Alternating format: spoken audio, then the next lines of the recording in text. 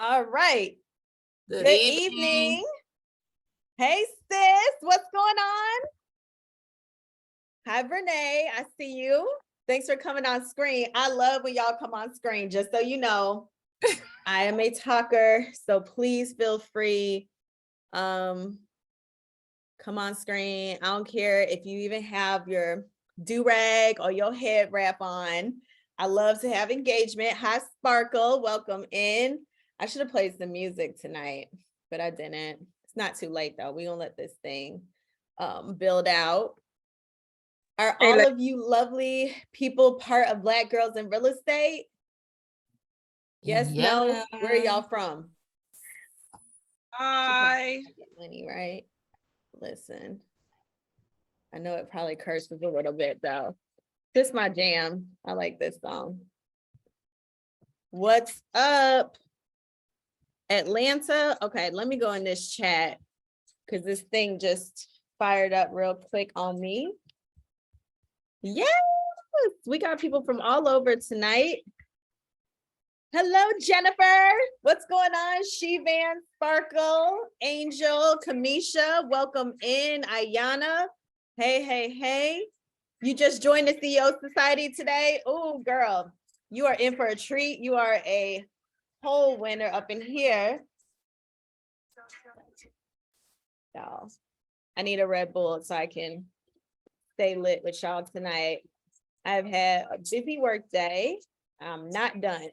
All right, so Jennifer is in Columbia, South Carolina. We got Jersey, Memphis, Danville, Tuscaloosa.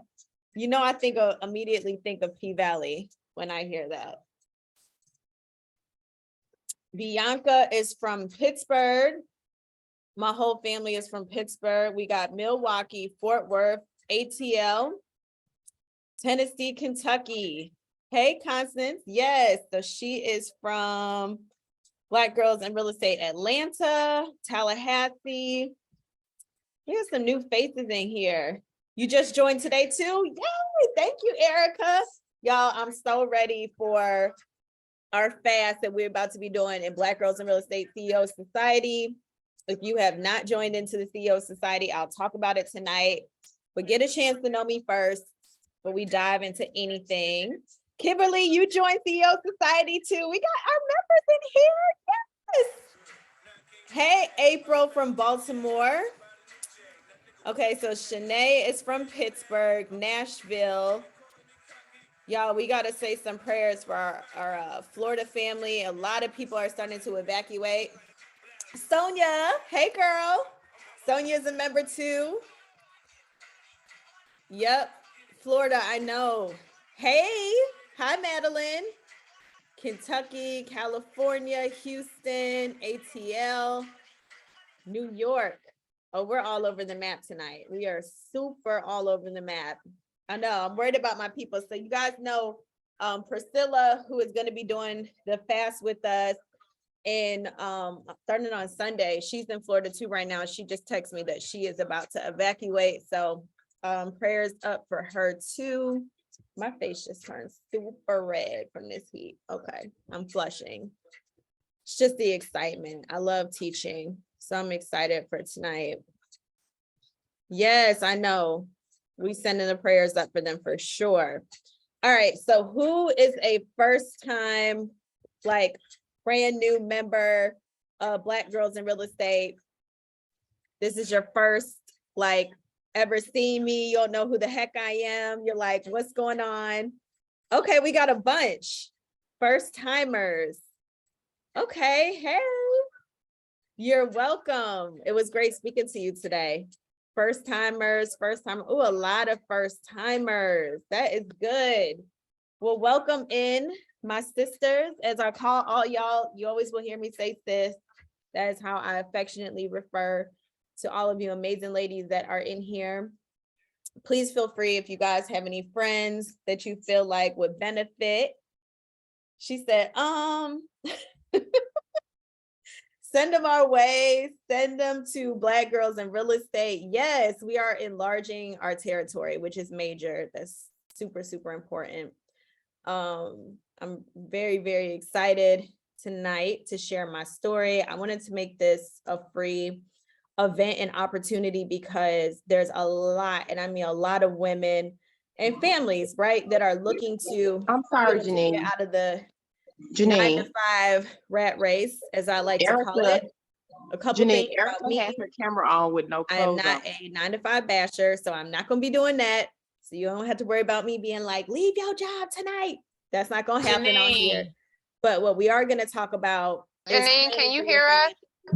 and Janine. processes, and just an overall understanding of like what we need in order to make I that don't think leap. she can hear A us. lot of us, right? Hey, Janine, No. Janine,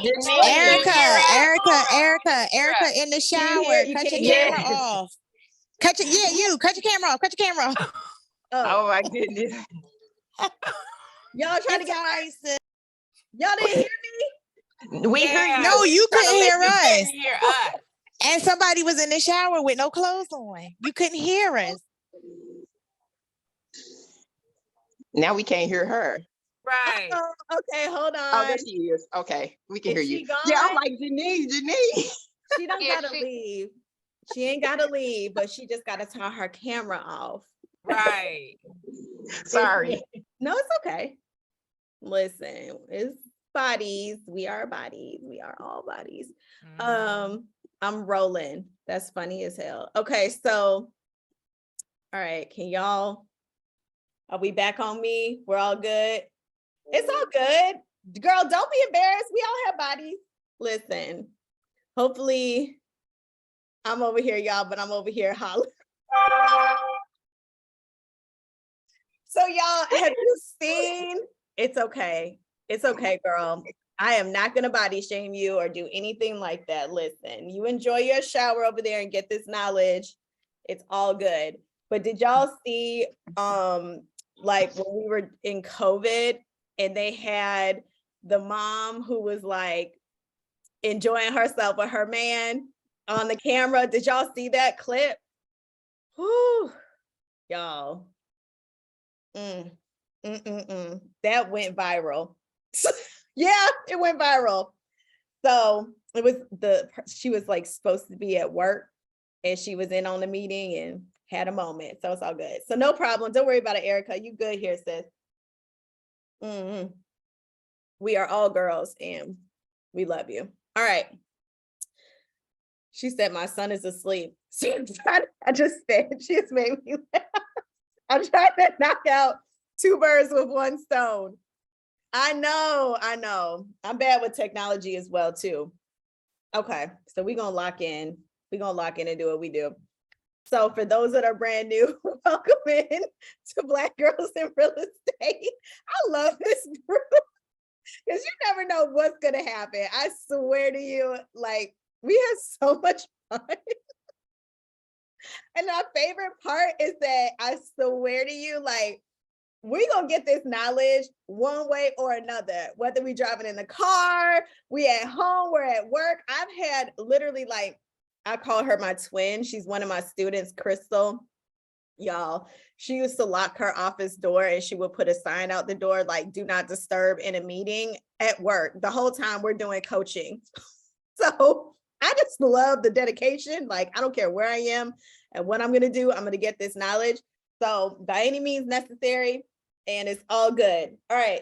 So for those that do not know me, my name is Janine Searcy. I'm the founder of Black Girls in Real Estate. I founded Black Girls in Real Estate 2 years ago. Today, we hit 82,000 women inside of our Facebook group. So we're at a little over now 162,000 women between Facebook, Instagram, email lists, all of that. Excuse me. You're on the treadmill, Felicia. See, that's what I'm saying. You just gonna come and get it how you can get it. But I'm super excited to have all of you ladies here. I am 35 years old. I retired from corporate 5 years ago. So at age 30, I've never looked back. And I know that there are all age groups of women on here. And I know some girls be like, you so young, you did that, you didn't look back, but I'm about to retire and all these things. So, and then you got the young sis, I'm not going back. Listen, I get it. So I am not a 9-to-5 basher. That's what I was getting at. I believe in using the power of your job to position you for retirement. If you strategize, if you put your money aside, we're going to talk about some of this stuff. You could really plan on how you want to leave and how you really want to live your life.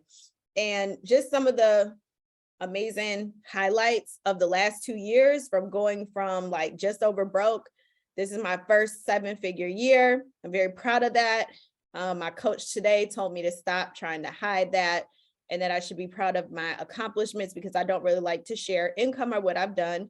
I'm very proud to have a platform that has just truly changed women's lives, changed my own life. And I put in a lot of hard work, and I'm only going to continue to do so. We have some really big and amazing things that are coming down the pipeline for 2023. As you guys, have seen, I've been talking a lot about our corporate fast that we're going to do inside of CEO Society. I'll talk about that tonight. One thing about me, I'm going to invite you. If you don't want to come to certain things, you don't want to do, I love you, and I want you to come in at whatever you're comfortable at coming in at. I'm not like a salesy person. I just want to share with you and tell you what I'm doing. And if it fits you and it speaks to you, then come with me. And if not, that's cool. I still love you. But again, highlights of some amazing things that I've gotten to do this year. I moved to Bali with my family. I took my assistant. I went with Nicole Ambrose, who you guys have seen me with a lot. We're doing our Pay Me in Equity show. I have the radio show. Moved to Bali for a month, came back, went on a couple vacations, starting to work on my dream development through Black Girls in Real Estate. If anyone's interested in that, yeah, it was amazing. Brennan Street is available. We launched the Builder Bay program, which I'm also trademarking Builder Bay. So that's in the process too. I'm super excited for that. That is a program through Black Girls in Real Estate where I'm actually investing and coaching women on new build development, and they're buying in and getting a return of investment. So we have conference, I was on tour, like literally y'all, I built this business from my couch. So I learned how to fix and flip from my couch, lots of reading, lots of education, getting out in the field. So if you pick up on anything that I'm sharing, you're hearing activity. I am active all day long, every single day. This is what I do. When I first started fixing and flipping homes, I did have I had a job that I lost right in the middle of my flip. I didn't have any other income. I remember my very, very last unemployment check coming in. That was at $300 here in Georgia. It wasn't anything. And I was still trying to finish my flip. So a lot of the work that I have learned to do for these projects, I had to do with my own hands and stiletto nails, because I couldn't afford at the time to pay general contractors and people to do the work. So in real estate, I'm 100% self-taught. I didn't have a coach or a mentor. I still don't. I take leadership coaching now, which has been very beneficial to me. But this is something that any single person can do. Like, you can absolutely start doing real estate investing. You can do it while you have a job. You can do it with family. You can do it with friends. It is a very, to me, a very clear-cut road. Once you have the recipe and once you've done it, you don't have to consistently keep trying to reinvent the wheel. So it's processes. A lot of people don't want to take the time to learn markets. They don't want to take the time to invest in themselves. We have kids, we have husbands, we have jobs, we have careers. And a lot of that often we use as excuses as to why, we can't or won't do something.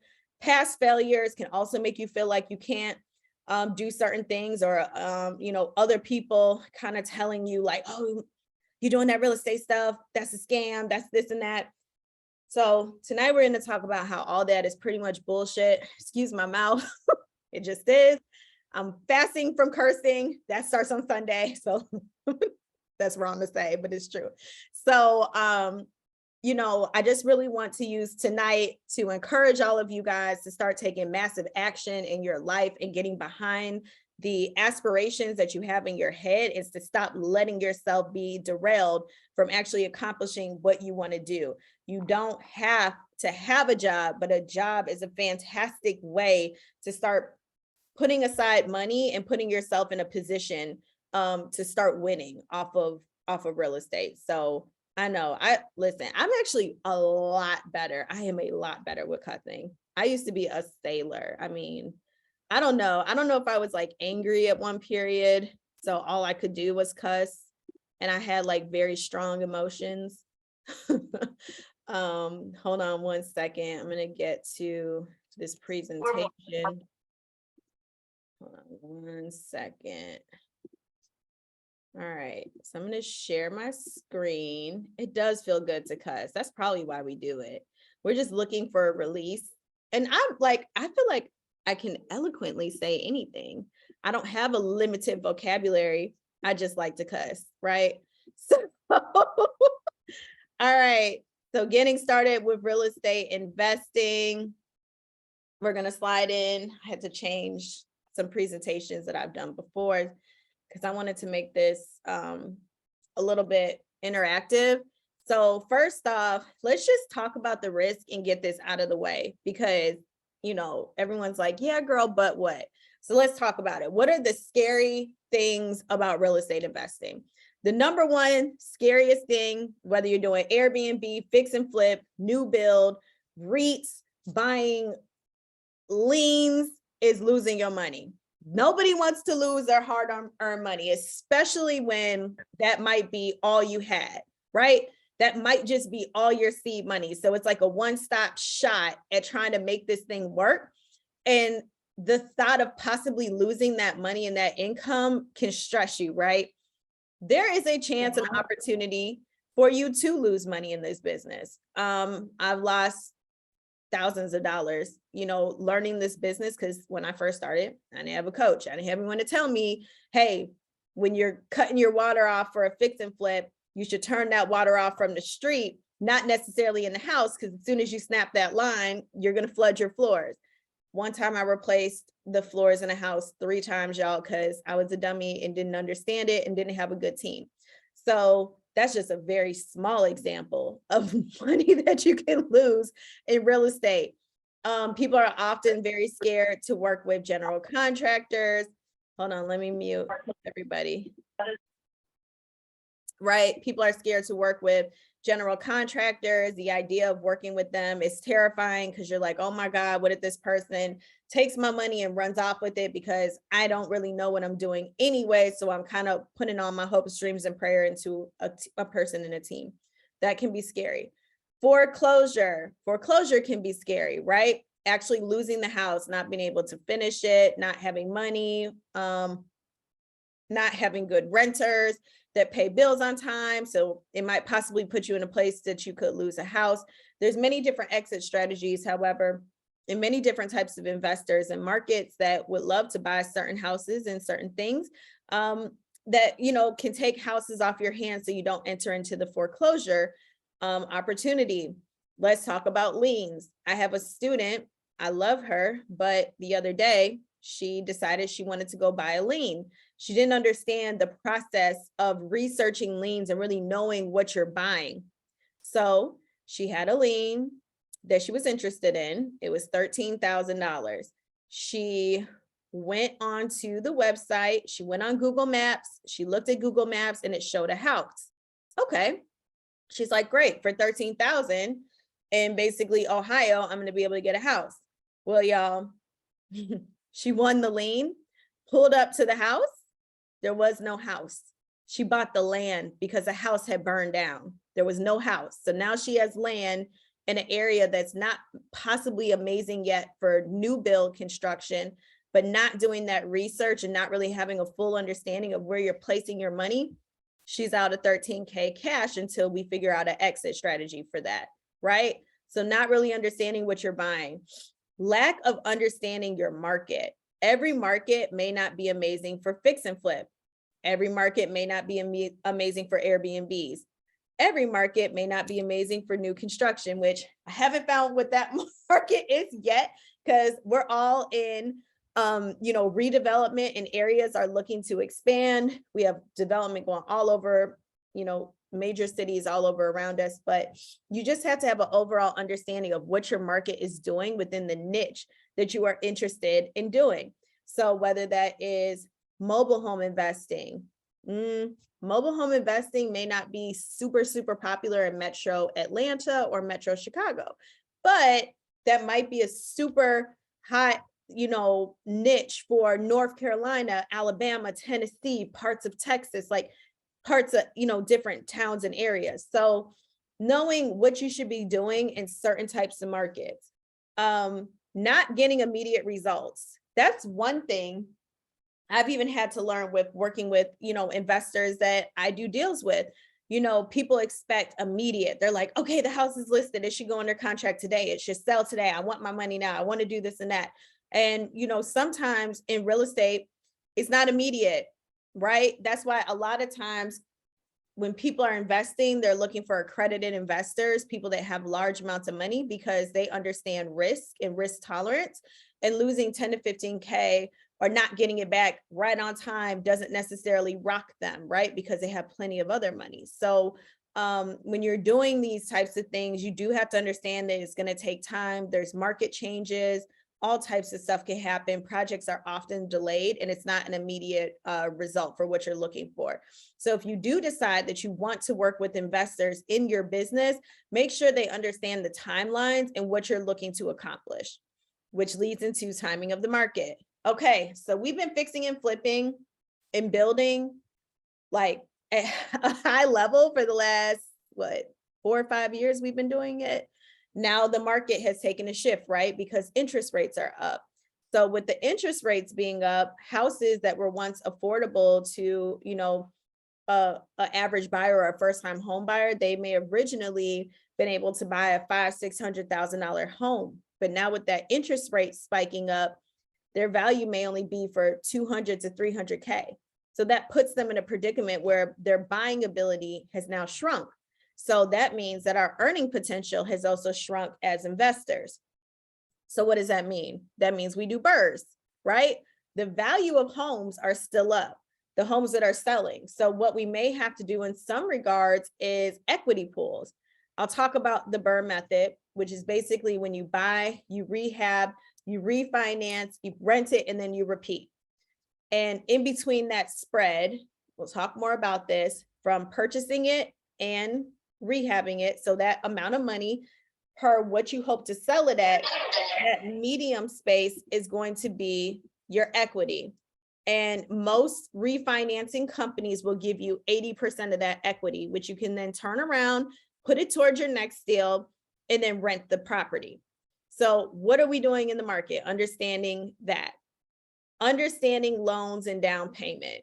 That has been one of the biggest eye openers of my career, was understanding how fluctuations in the market really impact how companies want to lend and what they want to give for down payment amounts, what they're looking for in interest payments and things like that.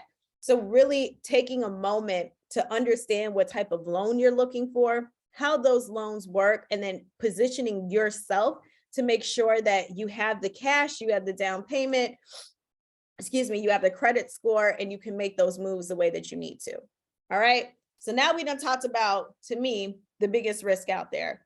Lots of money, foreclosure, not knowing what you're buying, timing of market, exit strategies, all that scary shit, right? All that scary stuff. We're done with that. Okay, so let's move into opportunity. I just wanted to start with the risk because I don't think we talk about it enough. Let's just talk about some expectations, okay?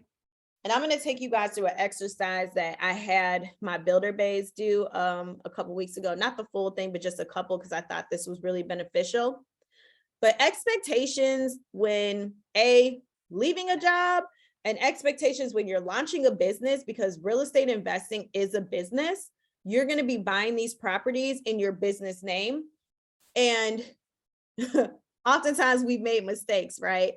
Maybe we weren't as amazing as we should have been with our credit. Maybe we weren't as amazing what we should have been with our money.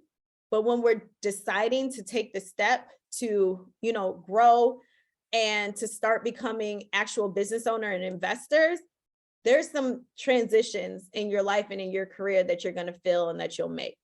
So the first one is keeping an open mind, because what you may think that you probably only know a quarter of it or half of it. The market changes all the time. A lot of things shift and move, and it's good to put your feet on the ground and try to get involved in as many like groups or coaching or mentorships or whatever it is that you can, in order to start really getting your feet wet and going out into the field so that you can learn. You can learn a lot from me. You can learn a lot from classes. You can learn a lot from, reading, but there's nothing like hands-on training. So keep an open mind about your experience and what it's going to be like. Learn personal and emotional intelligence. If losing $10,000, $15,000, $20,000, having loans over your head that are, $500,000 to $600,000 loans makes your heart beat fast, it gives you anxiety, it makes you feel nervous, maybe we need to start with mobile home investing or Airbnb. Okay, so think about where you are as a person and the amount of risk tolerance that you can take and how that's going to impact you if something doesn't work out the way that you want it to work out. Is it going to shut you down? Is it going to make you freak out? Or does it kind of empower you like, oh, well, shoot, I'm a boss. Look, I done figured that out. I'm going to make this work, right? What's the attitude towards it? I always see failure as an opportunity to grow. If you see failure as failure, this is going to be a hard industry for you. Being willing to sacrifice. I have shared this story a lot. I'm not going to share my whole story, but I just want you guys to know that in order to launch this business, I sold my home with my daughter. I was a single mom. I started my business as a single mom. I am now married. Okay, I've been married for 1 year and I really enjoy it. And I do this business with my husband. And in order to take like a million, thousand, bazillion steps forward, I basically had to sell my whole life. One part of the story that I don't share with everybody is like, y'all, I was selling my furniture. I was selling cups and plates and every freaking thing that was like unattachable to my house, I sold it. I was on OfferUp, I was on Craigslist, I was on Listed. Like I sold every freaking thing that I possibly can sell. My couches, my beds, my mattresses, pillows. Like I got rid of all of that in order to gain my seed money to launch this business. Like a lot of people aren't willing to sacrifice. They're like, oh my God, I got to make a change in my life. I really want to change my life, but y'all don't want to take a step back. You're comfortable now, but that comfort is a little shaky, right? Because it's dependent upon a job and a title at a job. My income is now dependent upon how I produce and the projects that I want to take on and my equity. That's why our show is called Pay Me in Equity. So if you're not willing to sacrifice again, or you may be in a position where you don't have to sacrifice, you may have had a great career and now you could take some of your savings and you could use that and allocate it. But even if you use your savings, even if you use your 401k, that's still a sacrifice. Because what if it, doesn't do what you needed to do right away? You just have to be prepared. Okay, this chat's blowing up. Let's see. Let's see. So same, my fiance and I sold everything and we bought an RV. I like that. You have to take a risk on yourself first. My age doesn't allow me to take too many risks. Yep. And we're going to talk about that. Finding the deals is the hardest. Being reasonable. I moved out of my house.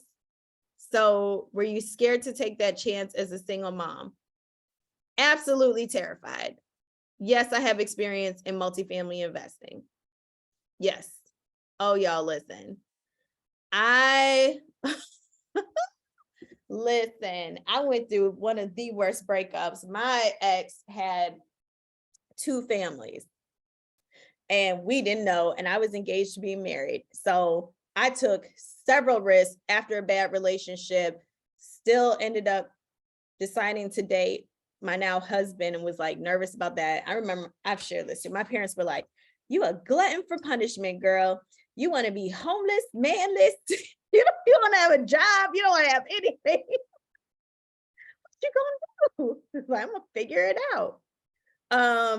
So yeah, I was scared, definitely scared. And then we moved in together, and we moved into a 1-bedroom apartment from like a 2,600 square foot house. But it worked out. It always does. So personal honesty, just like you guys heard what I'm saying, I had to reflect, right? I made mistakes. Where am I going with this? I don't want to keep working this job. I'm tired of people controlling my life. I want to do things based upon what makes me happy. And I really knew that real estate investing was going to make me happy. I just didn't have money to start it. So, again, being honest, willing to make corrections from past mistakes, not necessarily going into things with the same mindset, overcoming anxiety, owning who you are and your authenticity, being a seeker of knowledge and resources. We digest information in bite-sized bits, right? So reels, we hope to get the whole book on how to flip a house from a reel. Like, that math ain't mathing. So you have to want to sit and read and digest and process and take notes. You have to get active. I have one woman who I freaking love. She's another one of my students, and she finally just started going out to go see houses down in Texas. And she's like, man, Janine, this is so fun. She's like, why didn't I do this before? I wish I had gone out and started coming out from behind the computer screen and going to see what is actually happening out here. And she's meeting people and lenders and investors and going out and making offers. And I'm just really proud and happy to see that. So, having an understanding of what it is that you're doing and how you're doing it and why is being very, very important. And then last but not least, you got to be open to doing the work. If you're looking for a get rich quick scheme, I'll invite you to leave, because this ain't it. Real estate investing is not that. If you decide that you want to be an active investor, I consider myself to be an active investor. I like to be hands-on in the design process. I like to be hands-on when I'm, putting the deals together. I'm hands-on on the day-to-day. I'm pretty well aware of what's going on my sites, my budgets. I find my investors. That is being an active investor. Being a passive investor is someone like maybe Kimberly. She just said, I'm older, I don't feel comfortable. Well, Kimberly, you might have money put aside that you're willing to find, somebody that it registers like myself, that's like, hey, I'm active. Okay, find an active investor in your market that's willing to have you buy into some of their deals, and you can invest with them and let them do the work, and finding somebody who's an advanced investor. That way, you don't have to relearn a new skill. So there's many different ways that you guys can get into this. So personal moment, you're going to take 5 minutes. And really, I might make it shorter than that. I'm going to do a 3-minute window. And if you guys don't have one, please go get a pen and a pencil, a pen and a piece of paper. And please write down every single thing that you would do in life and in real estate if money, disbelief, and confidence were not an issue. I love this with my builder base. So I've been adding this to all my stuff. Just a couple minutes. No, Nia Long is not alone, unfortunately. I was so mad when they were like, I was like, regular men do that. Okay. So you're going to take 3 minutes. So you got 3 minutes right now to just write down what you would do in life and real estate if money, belief, and confidence were not an issue. How many general contractors have I gone through? Shit. Probably like actual general contractors. I have probably gone through 9 or 10 teams over the last 5 years. So I just now got a builder and general contractor that I absolutely love. And I love working with him. And tips on finding reliable GCs is to go outside, go into your area of where people are fixing and flipping the most, and pull up to sites and where you see trucks and teams working, and ask to go in the house. That is literally how I found my GC, and he's the best one I've worked with yet.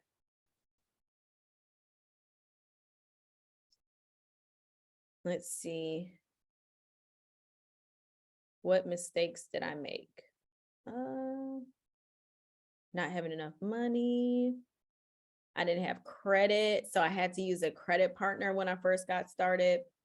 I had to bring credit partners in on my deals because my credit wasn't very good initially. What else? I trusted general contractors who weren't very good. I would highly recommend pulling up because we have 1 more minute left, because it's really, really difficult to see like actual quality from like referrals and actual quality from internet.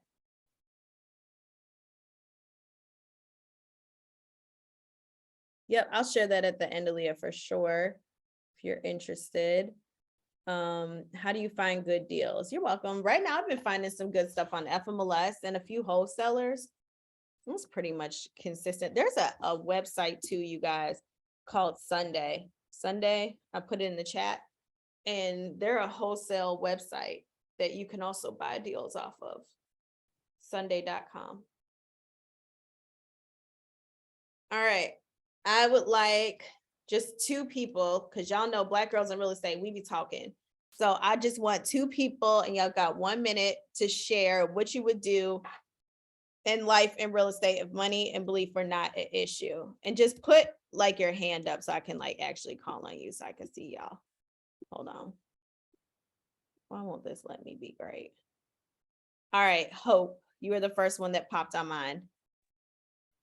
Okay, so my list says that I would fix and flip properties. I would travel the world with my children. And if you hear them, my twins are next to me in the pack and play. Oh, I would leave. I have twins, 1-year-old twins. Woohoo. congratulations. That's Thank awesome. you. You're welcome. I would leave I put 8 to 3 because I work in education, so I work 8 to 3.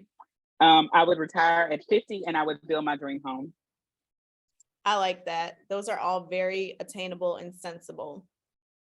I like that very much. Congratulations on the babies. Let's see. Okay, Constance. Hello. Hey. So I would flip 10 homes a year, manage 25 doors, start my nonprofit for sports for kids who can't afford activities. And then I would travel quarterly with my family. Oh, I love that. You guys have all like very, very good goals that you can absolutely do. Shelda. Hi. Hi. Okay, so I'm a new agent, so I don't really want to do like, showing homes and stuff. So if I could do it, I would travel, of course, with my husband and my 3 children. I actually have a goal to start a show on HGTV, decorating houses, but I would love to be on the investment side as well. And I'm a really big foodie, so I also wanted to do a show with like eating food because I love to eat.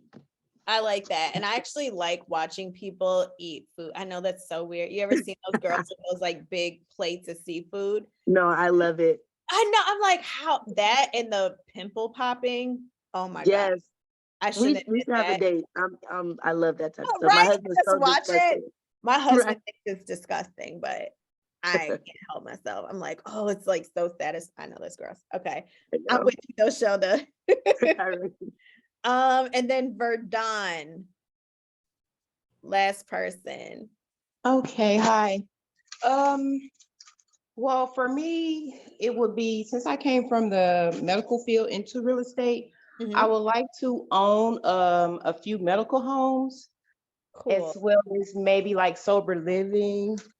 And I also want to do something for like trafficking victims.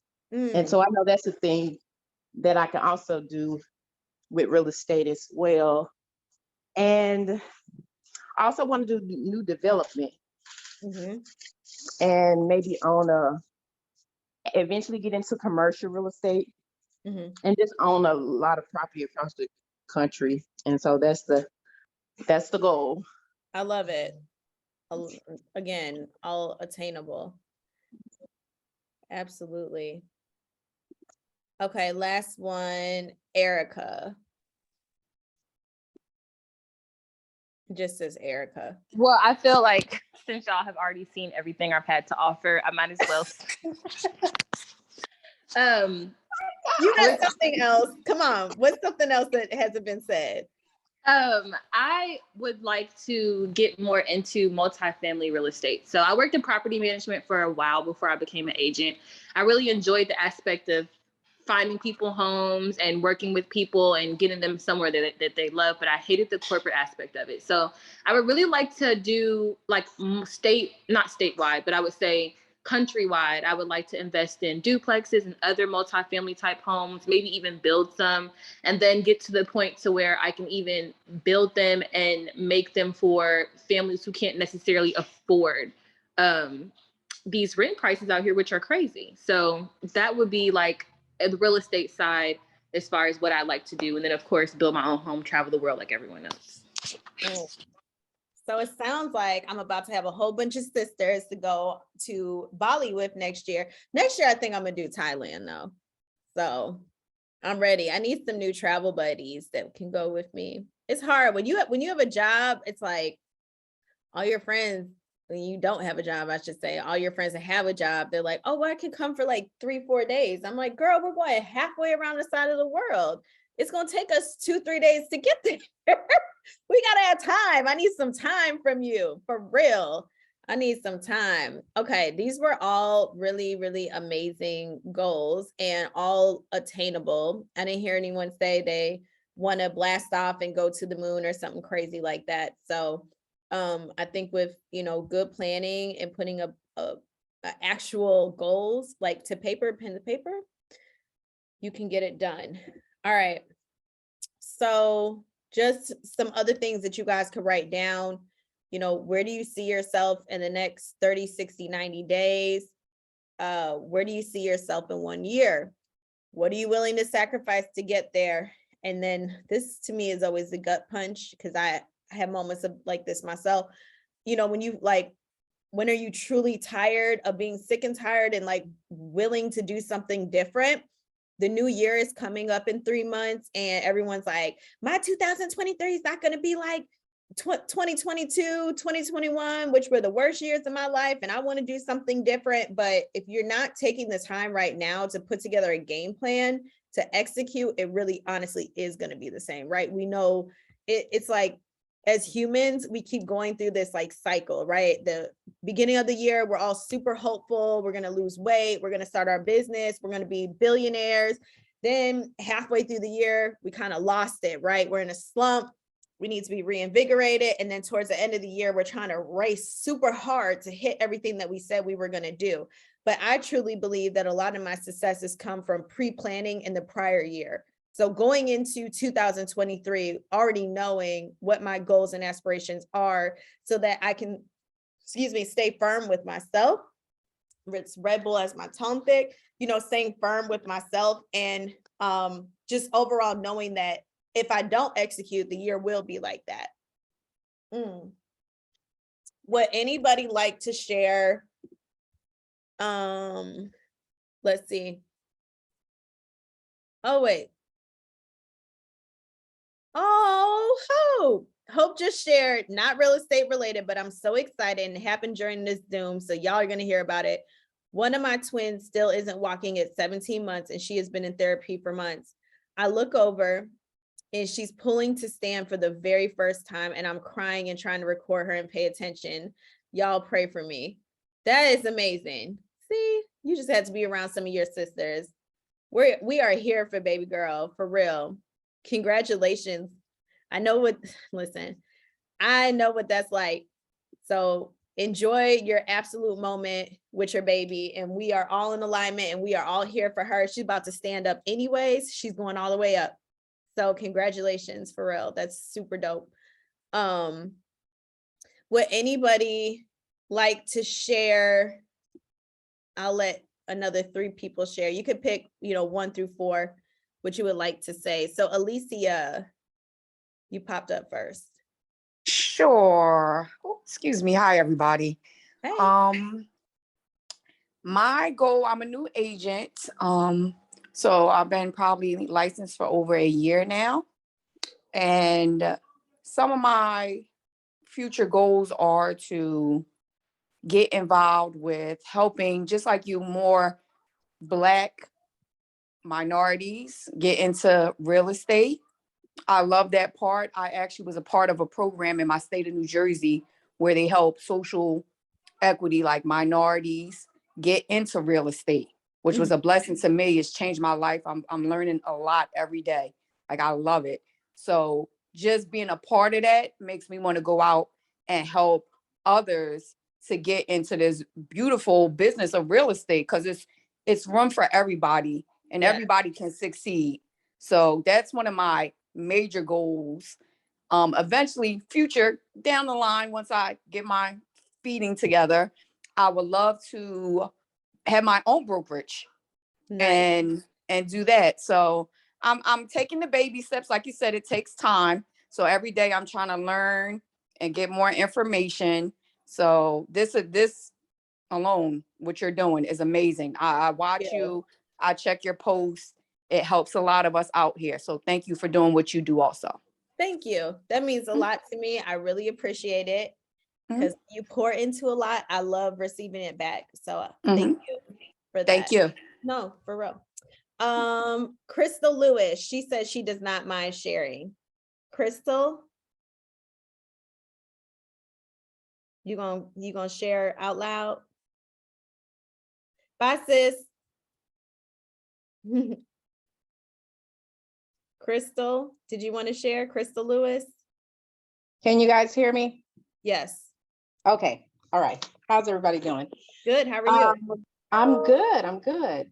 So I guess my goal is I'm a new agent. I just got licensed this month.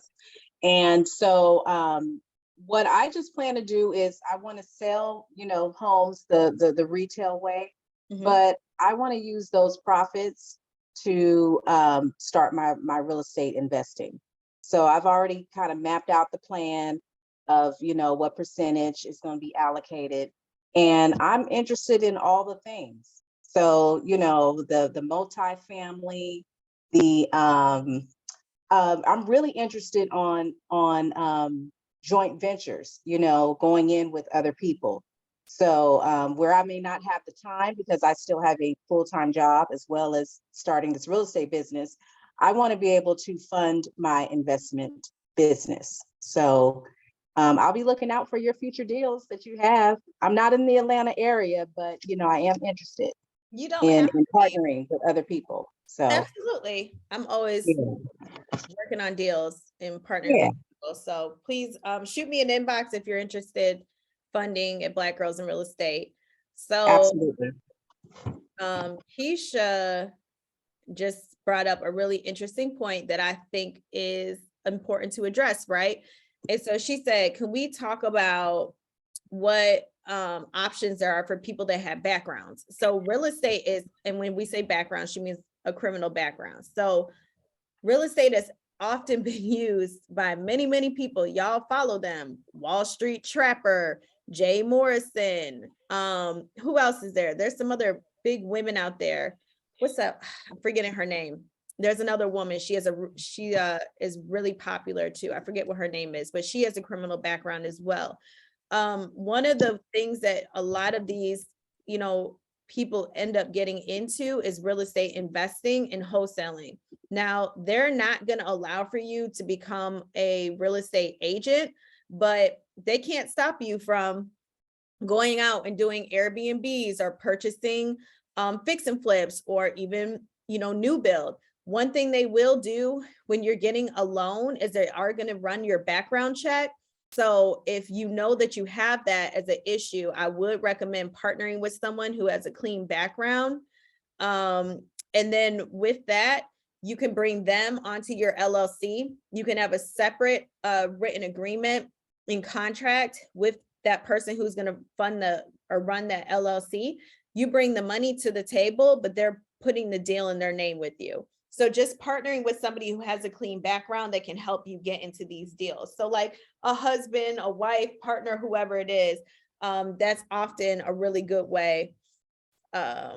Constance said you can plead your case to the board in some cases. Yes, I think there's certain things though that will knock you out, like theft, any type of felony charge. I don't think there will allow for you to become a real estate agent. And also wholesaling. A lot of people get into wholesaling. Yeah, it can't, that's what I was thinking. It can't be anything financial.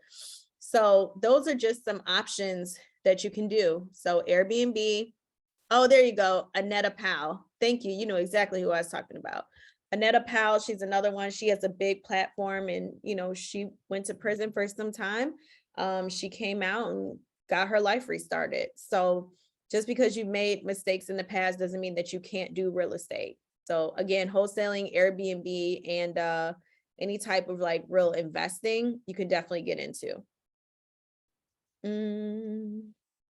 Can we talk about wholesaling? I don't talk about wholesaling much. I'm going to have a wholesaling class, but I'll have someone else teach it. I'm not really a wholesaler. Okay. So mute it. All right. So let's keep it moving. What time is it? We're making good time. All right. So things that you should not do. Oh no, some people have said they couldn't get in. So things that you should not do prior to, you know, figuring out leaving your job. Hold on one second. Let me get this over to one of my students. Sorry. You do not want to quit your job without having a plan. All right. That's one of the worst things you can do. Plan. Whose baby is this? You want to plan for your success. All right. And just jumping out there and quitting without, you know, securing your finances, your credit, and your business plan is a really awful idea. So quick way to end up going back to corporate, not consulting a financial advisor. My husband is a financial advisor. He is licensed. If you guys are interested in working with him, I always plug him because before he was my husband, he was my financial advisor. And working with Nick really allowed for me to start strategically planning for my future. You don't know what you don't know. And oftentimes people are like, oh my God, a financial advisor. They just see the cost of it, or they hear advisor, financial, it scares them. But really, this could be one of your greatest assets and allies in your business and in your life to make sure that, you know, when you're older, you don't end up being stuck in a nursing home somewhere, or, you know, you have money to retire comfortably with you and your family. You don't have to work past a certain age. You can diversify your income. You can get into stocks. You can get into bonds. You can get into REITs. You can get into real estate investing. There are so many things that you can do as a entrepreneur, you know, having a SEP IRA, having a 529 plan for your college, for your kids' college, understanding life insurance, not having transferable life insurance, which is what most people, honestly, they don't have it. So what that means is that when you leave your job and you're no longer an employee, your life insurance stops because you're no longer paying into those benefits. So having a private life insurance policy. A lot of people, they attempt to not secure health insurance because they're like, oh my God, health insurance is so expensive. And I've been having to asking people who have said that to me, I'm like, what is expensive to you? Because even when you had a job, or you have a job, you're probably still paying $250, $300, depending on where you work. Unless you got, you know, a government job, it's probably better than that. But if you're working for a private company, you're probably sending around that per check into your benefits. Well, even when I started, you know, working for myself, I took my not my life insurance. I took my life insurance and I took private health insurance. And my health insurance cost me about, it's like $550 to $600 a month for me and my daughter. I had a PPO, full benefits, health, vision, dental, and some other things in my policy. I paid the same amount. So I didn't have to lose health insurance because I wanted to become an entrepreneur. Also, not having savings. Again, That was a mistake I had, right? So I ended up having to sell everything to kind of stack and have money to push me through this period of learning and really trying to understand what it is that I'm doing out here as an entrepreneur. Because the day you leave your job, you go home, you're so excited. The next day you wake up and you don't necessarily have a plan. So for a few weeks, you're going to be a little sad. You're going to be a little happy. You might lay around like, oh, I got some time. Day one starts day one. So having a life routine, what does that look like? Do you wake up in the morning and work out? You go to the gym, you eat a healthy breakfast, you start figuring out your business plan. Having a plan for when you leave is crucial because your day just happens. Like, you will be shocked at all the things that come up that are just dilly-dally busy work that aren't income producing activities that you should be doing on a day-to-day basis, you know, in your life. And don't talk about me saying dilly-dally, okay? For real. Hold on one second. Hold on. Okay, cool. So some people are just connecting. And then additionally, not paying up your bills. When you get that big bonus at the end of the year, every single year, it is a fantastic time and opportunity to pay your bills. Yeah, you want to take the kids to Disney World. Yeah, you want to do the extravagant Christmas presents and, you know, birthdays and all that stuff, all the Instagram stuff. We all do it. But imagine if you paid up your mortgage for 1 year and your car note for 1 year, what that would look like off bonus money. That will put you in a position where you're really just maintaining your household. You're paying for utilities and food and the small things that come up in between. Paying up your bills and you paying on principal and not necessarily on the interest of, you know, what you owe on your home. It allows you to build equity in your house. It allows you to put yourself in a position of comfort during the time that you choose to leave. And you're not having to worry about survival. Because when you go into survival mode, I don't know if anyone else wants to admit it. I can admit it. You're going to make a choice. Is it the house or the car? Am I keeping my car so I can get to work, or am I keeping my house? What bills am I paying? What am I putting on a payment plan? What am I not? You know, I've been there. I've run credit cards over and had to make decisions on what am I paying for and what am I not paying for? So it's a better position to be in when you take care of those bills up front. You can comfortably move around as an entrepreneur and not be scrambling and taking jobs that aren't worth your money, aren't worth your time, or you're just trying to like pay a quick bill. You want to do this from a space of comfort, and investing from house money is one of the worst ways to do this. You want to invest from investment money and you want your house money to stay your house money. It's the best way to do it. Trust me.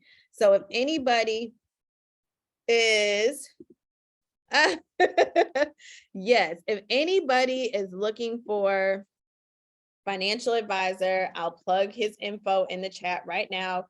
His name is Nick Searcy, 678-612-3266. Just shoot him a text. He can link up with you. And I'm telling you right now, you know, it's good. Yes, it's a little old school, but it's a great way to put yourself in a position is to not be worried. All right, places to get down payment. These are all the places I know. So if it's not listed on here, I don't really know any others. Okay, 401k.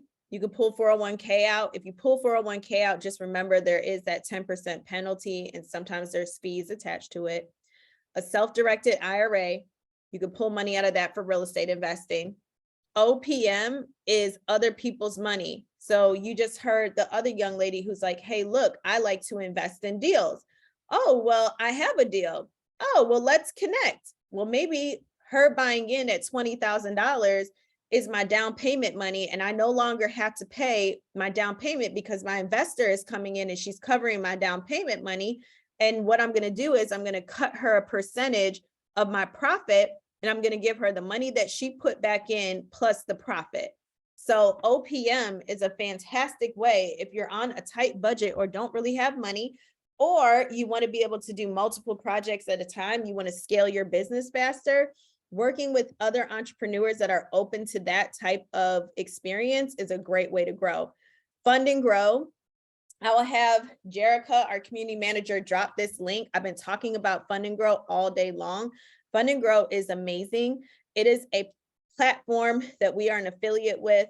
It's $3,500 through our link. If you go on the website right now and sign up, it's going to cost you $4,000. With us, it's $3,500. You need a 670 credit score, $3,500, and it's going to take your credit through 3 rounds of funding. They're going to get you anywhere from 50. They market 250K. I've never seen that. It's going to take you to about 50 to about 150K in credit cards. You can use those credit cards, you guys, to get into deals. You can pull that money for down payment.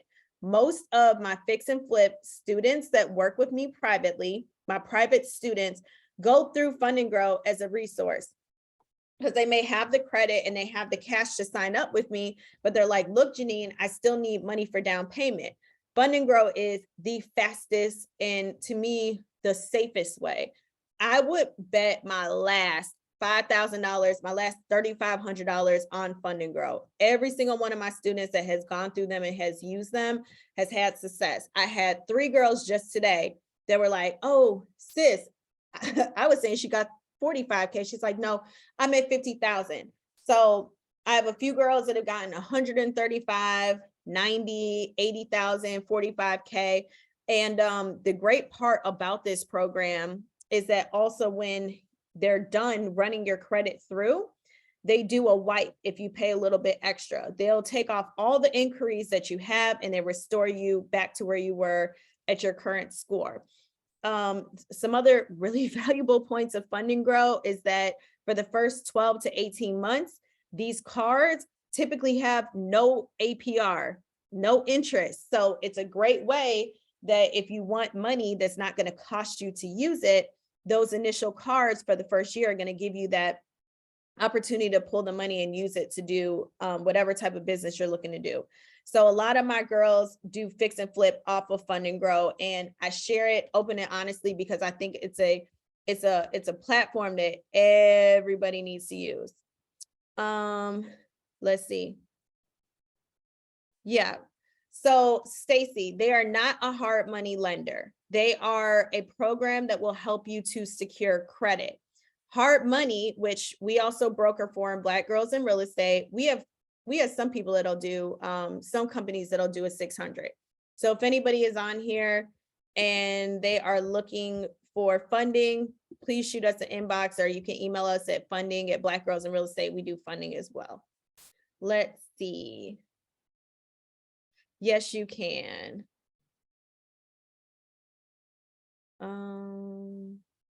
Nick will get you together. Absolutely.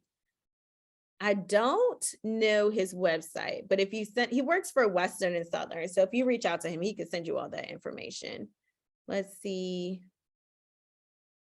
Does Fund and Grow help with business credit? Yes, they do, because those cards are going to be between your business credit and your personal credit. You can also do a HELOC or a cash out refi, although right now, because of the interest rates in the market, the cash out refi may put you in a position where your interest rate is higher than what you currently are paying right now. So that is something that you need to kind of be aware of. You can also do a personal loan and or you can use business credit. So I would highly recommend taking a quick screenshot of this, but these are typically the 7 places that I see most people getting their money from outside of just having cash or savings or somebody leaving them money. So I'll leave this screen up for 2 seconds. What time is it? Okay. All right. So also identifying what type of investor are you? Are you conservative? Does this sound really scary to you right now? And you're like, look, I don't think so, girl. This was great. You're entertaining, but I don't want to do it. That's fine. Some people are like, this is not for them. So if you're ultra conservative and the thought of losing even a penny makes you uncomfortable, you maybe a REIT might be a better move for you, stocks and bonds. If you're moderate, which most people to me are pretty moderate, they're willing to jump out there. They might do an Airbnb. They're pretty much kind of trying to Airbnb to make money to go do a fix and flip, or they're a real estate agent and they're using agent money to plan to do fix and flip. in new build. Or then you have some that are just super aggressive and they're going to jump in and go all the way. They're going to jump in and go all the way. Aggressive. Felicia. Is that Felicia Rogers? I talked to you. Okay. We'll get back to you then. Yes, this is on replay. Moderate, aggressive when it makes sense, conservative, moderate, aggressive. See, most people are in between moderate and aggressive. It also depends on your age group too. So, if you've been really working for, the last 40, 50 years, every dollar is your dollar, you might be a little bit more conservative. But if you're really young and you're like, I'm in my 20s, I'm ready to go. Aggressive, be aggressive, right? Okay, so real estate niches. That was the cheerleader dancer in me that just came out. Sorry, y'all. To me, these are the top 7 niches. I have had a lot of classes on these too. I'll drop the link for replays. Our replays are like $50 right now on the site. So if you guys want to go to replays and watch all the classes that we have on these different topics, feel free. They're great. Airbnb arbitrage. Airbnb arbitrage is when you don't own the property and you're renting the unit to rent the unit. It's a very unique proposition. Priscilla Williams, who I partner with for Airbnb coaching, she is probably one of the best that I know that does this. You can also do Airbnb ownership. You might have extra space in your basement that you convert into an in-law suite / Airbnb. You might own a few rentals that you convert into Airbnb. Airbnb, where you actually own the property, depending on how long you've been paying on the property, you can sometimes make more money because you actually own it. Mobile home investing, which is very popular, but it's not my stilo. I'm not a mobile home girl. But in certain markets, again, it's super affordable to get into. Like Airbnb arbitrage, you can kind of jump into that for about $5K. Airbnb ownership, if you use these new DSCR programs, which are basically like, they're not down payment, but they're like no document loans for rentals. There's some options with that for Airbnb ownership. And then the mobile home investing is about 10 to 15K, and you can do it for even less. Commercial rentals, I'm still making my mind up about that. It's expensive. I'm not sure how I like it. Up and down. Some days I like it, some days I don't. Then you have REITs, which are real estate investment trusts.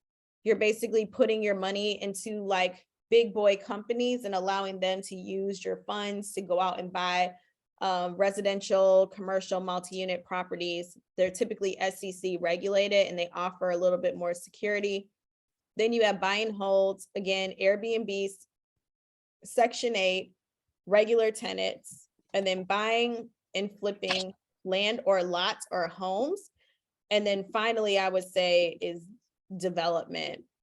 But that's a whole nother ball game. Let me check the chat real quick before I scroll up.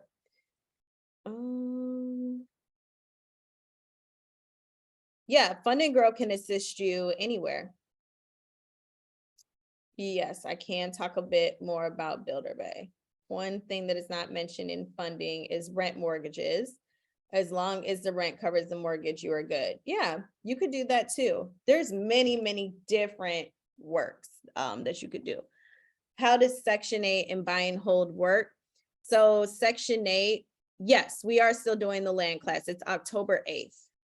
Section 8 and buy and hold is going to be more popular when you actually own the property and you're renting it out to people through the state. So you're going to receive a set income. It's guaranteed money. The quality of the homes are not always necessarily like super high. You're looking for more like safe, clean, and affordable housing. And I'll tell you this, my friends that did Section 8 during COVID got paid, while my friends that rented to regular tenants did not. So most of my people, yep, corporate leasing is Airbnb arbitrage, correct. So Section 8 is definitely a great way to make money. So recipe one, you can do the flip or the burn method. The burn method is when you buy a home, you rehab it, you rent it, you refinance it, and then you repeat. And through that, you're pulling out equity in between that spread. I kind of talked about that earlier. This is nice because it allows you to still build your rental income. You still get a taste of fix and flip and or build at the same time, but you're actually getting to actually hold on to the property afterwards. So this is the method that I am doing a lot right now. Just because I may not be able to sell my homes at the higher price point that I want, but they still may appraise at that. So I'm pulling that difference, that equity out and paying back investors from the equity. And then I'm probably going to start buying most of these properties because I would really love to have a rental portfolio, because I am of the type where I buy and I sell everything, but I would like to start having some rental income as well. The loan to value for the refi. So I have some that'll do, it's hard right now, like 80%. In most cases, it's anywhere from 70 to 80% because they're wanting to leave about 20% worth of equity still in the house. Yeah, listen, Section 8, they're gonna make sure that that bill is still paid. So replacing your 9-to-5 income with flips or new build construction, I always like to bring this point out. I think 4 flips a year when you first get going is very, very doable. At a minimum, if you can make 50K in profit, you're looking at $200,000 a year in income. If you do 8 flips a year at 50,000 profit, you're looking at 400K a year in income. That money alone changes people's tax brackets, people's lifestyles. If you do 2 new build construction, and typically with most lenders, in order to get into new build construction, you have to have at least 3 properties that you've done as fix and flips that are considered heavy construction. So you really had to come in, you had to bring walls, electricity, plumbing, things like that. So with new build construction, you're typically looking at about 100 to 200K plus in profit. So even if you did 150,000 and you just did 2 new build constructions, that's 300K a year in income. And if you did 4 at 150K, that's 600,000 a year. And these numbers, this is not crazy work. Like you could definitely do 2 new builds in 6 months. 6 months at a time. Who would like to get a taste of this money? I just want to see. Right? Oh, you already know. Listen. I had to come off mute for that one. Listen, this is what we are coming for, okay? Let's get it, y'all. For real. Stop playing with me was a person. And I think that it is so important to see these numbers written clearly, because it sounds so like big in our head, but it's not really. Like it really isn't. It's light work if you look at it. 4 flips a year, y'all. 200K a year, that's great. I use hard money loans for everything I do. Yeah. Fix and flip, new build construction, my birds now that I'm working on, everything. Hey, Nikki, Nicole Wright. Y'all are in for a treat. Nikki is one of my students, and Nikki has done $250,000 in the last, I always put you on blast, girl, 250K in like the last year. So she's done 2 fix and flips now. She's on her 3rd, and she's building houses. So she is coming on to the Black Girls in Real Estate platform as my first coach. So she will be teaching all of our group fix and flip classes going forward. And then those that are looking to work with me privately, that is pretty much the only way. That and CEO Society, and if I teach a class, is how you will catch me. So big ups to you, Nikki. That's my girl. I don't share the names of my hard money lenders just because I broker. So if you're interested in a loan and would like to receive funding, I would love to help you with that, but I really don't. Just drop it. How much are my private classes? $10,000. $10K to work with me. Yep. And I stay with you through to your project. And sorry, I was trying to read all of this. I'll talk more about my coaching in a minute. Okay. Are these strictly profit numbers or are these gross before payout from contractors? So Dwana, this is after contractors are paid. So remember, contractors get their money during the flip.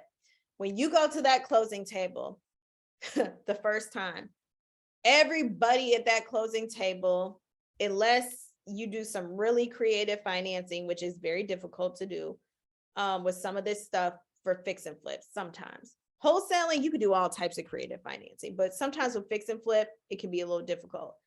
You are going to be the only person that day that don't get no money. When you close on your house and you're buying it, the broker is going to get paid. The agents are all going to get paid. The lawyer is going to get paid. The inspector already got paid. Everybody got their money is set for you. Every single person, right? So the day that you go back to the closing table and you're selling your house and you get that money, let me tell you, that is the best freaking day to get a check, you know, for $150,000 that is being directed into your bank account in the next couple hours. That the day that everyone else gets paid, I remember those days. I used to feel terrible. I was like, damn, I'm making no money today. Everybody else is going home happy, fat with a check, and I'm about to sit here. I had to put this ugly house together. Not when you're the realtor, girl. Not when you're the realtor. Yeah, like, see, that's the truth. Like, if you are a realtor, and so remember, I'm not a realtor. Is that Nikki? It's me, girl. Hey, girl. See, y'all, I'm not a realtor. Nikki is a realtor. So Nikki gets paid when she buys, when she flips, and when she sells. I'm not licensed. So for me as an investor, I miss out on that triple dip, that opportunity to get paid. So it is very beneficial to, you know, go on ahead and get your real estate license so that you can buy and sell your own properties. Like, it's worth it. Because I still stay mad. I'd be mad as hell. Like, damn, everyone's getting Nikki, you like, I get all of it. Thank you. Period. I love it. Okay, so then let's see. Recipe number 2. If you're not that aggressive and you don't want to jump into you know, doing fix and flips and builds, you can do Airbnb and buy and hold. And that's a little bit less money. Fix and flip is like that lump sum, as I like to say. So this is very conservative, but I don't want to be one that gasses it up. I talked to a couple of my friends that are doing Airbnbs. So this is what they were telling me when they're doing arbitrage. Typically from one unit, after they pay rent, expenses, the management, the people to come in and clean, they're walking away with anywhere from 10 to 15,000 plus in profit per year per unit. So maybe like 1,000 to 2,000. And again, it's just going to depend on, you know, where your unit is located. Are you on Airbnb? Are you on Furnish Finders? This is ultra conservative. So just doubling it. So if you have 2 Airbnbs, $30,000 a year. If you have 3, $45K. If you have 4, $60,000. So Airbnb can also be started using business credit and not having to tap into your personal credit and or your cash. So rental arbitrage, corporate leasing, however you want to describe it, is basically the process of renting a unit or a home, furnishing it, and then putting renters into it. So you're basically going into property management and hospitality is the best way to put it. Let's see.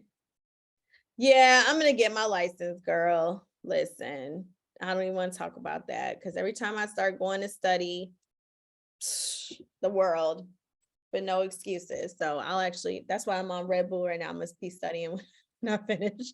Just stay up and crank it through. Okay, so this is Airbnb, and this is a lot more conservative, but you know, if you can scale to 4 Airbnbs within a quarter, 1 per month, you can get to 60,000. That's not very difficult. And you're just leveraging your business credit, and it's a little bit more predictable. It's not as finicky as, you know, going to find a house and doing fix and flip. You just have to find a place that will allow for you to come in and do corporate rental. All right, so we're gonna hit on business foundations just a little bit. I'm kind of gonna zoom through this because I want y'all to have time to ask me questions. So remember, you're going into business, so you want to choose a name. Your businesses should all be separate. So your agent license should not be listed with your Airbnb or your fix and flip. You should have separate LLCs, or you can S corp, whatever you feel comfortable with. Research your name. Okay, go on GoDaddy, check your trademarking, Facebook, Instagram, even TikTok. We are in the world of TikTok marketing, y'all.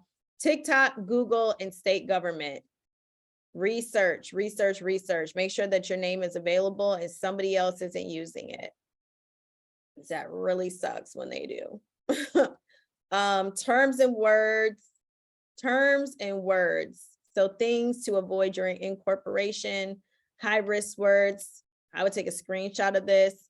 So like fix and flip in the name, saying real estate investing, credit repair, which is damn near illegal in some places, wholesaling, Airbnb is Airbnb.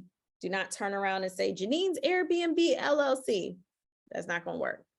Financial services can also be a risky topic. Real estate agents and brokerage, if you are a real estate agent and broker, that's not as risky, but just double check. And then with real estate, like developers and land subdividers, make sure you're picking the correct NACIS and SIC codes when you're using that, because if you're not a land subdivider, like you got to make sure that you're doing the business that fits within your codes. So just be careful of the names that you're putting in, be mindful. Let's see, okay. Choose your name, register it with the state. If you are looking to do investing in another state, like I live in Atlanta, Georgia, and I decide I want to start investing in Chicago, they may look for me. And when I say they, the lender may look for me to claim foreign entity. And that's basically when you are registering your business in another state. So they may look for foreign entity when you do outside investments. Some may not, but that's something that you should plan for. Make sure you establish your EIN. Y'all, please don't get scammed. Your EIN is free. That is one of the biggest online scams. Make sure you secure a business email and a business phone number. You can do that through GoDaddy. Make sure you have your virtual business address. So you can do Regis, and or you could do Opus, which will report as a trade line on your business credit. I'm flying through some of this. Secure your Dun & Bradstreet number. And this process can take up to 30 days now. So you would go to www.dnb.com. We didn't see that last slide. Which one? This one? Yes. Got it? Yes. Okay. So you got this. And this is really all the start of your business credit and business foundations. I also recommend having at least 2 business bank accounts. I learned this the hard way. So get a credit union and then do some type of national bank if you can. And I also mentioned doing a pledge loan. Like you can do a pledge loan with Navy Federal. That's basically when you go to the bank and you say, hey, I have $10,000. I want you guys to match me $10,000. So then you have 20K in the bank and you owe that money back typically within a year. They may look for you to have your account open for at least 3 months or the money in the account for 3 months. Banks have all different rules with pledge loans. So make sure you just research it. But if you have 50K in there, you can say, hey, pledge me 50K. They give you $100,000, you got to match it and come back with it. It's another great way to invest. So establish your virtual presence. You know, you can do a business Facebook page, Instagram page, Google listings, 411 listings, all that fun stuff. Let me see what y'all are saying. So the point of having two business accounts is that credit unions will often give you a lot more money than regular banks will. They have better terms for certain products, but they're slow to wire money. And they're also slow with like Zelle and things like that. So you want to also have a big national bank that you can move your money around faster. So that credit union might give you a, you know, a $40,000, $30,000 credit card, but Bank of America may not be as lenient. So you just want to make sure you have a couple different options. Let me see. Oh yeah, Nicole Ambrose, that's my boo. That is my sister. She's amazing. I do not have an LLC for each project. I function under one LLC. And yes, Bank of America is super cinchy. That's why I said their name. Okay. Website, logo development. I would get a nice website done. Even if you have yet to do anything, you can still put up how a business could contact you, how an investor could contact you. You could put up aspiration pictures. You can blog. You can just run your invoices off of it if you start taking clients for certain things. You just want to have your website set up, because think about it. We're not going to go to, what's a good website?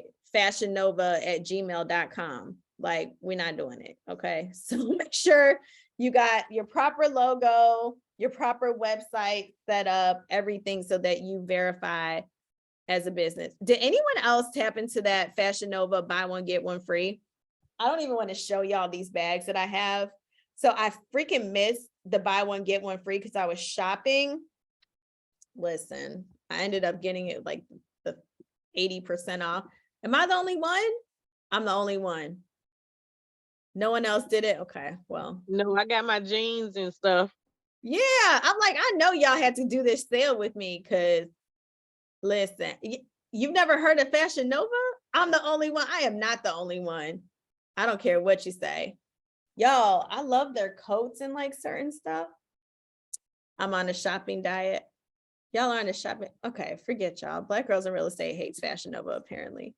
Some of this. Oh, no. They take all my money. It's a problem. Listen. All my money. Oh gosh. 30%, 50%. What is you? This is merely, and yeah, it's out of. That's just a few. I went crazy on that. So I was listen. I'm too How are you skinny for their app? Girl, if you skinny, that's the app for you.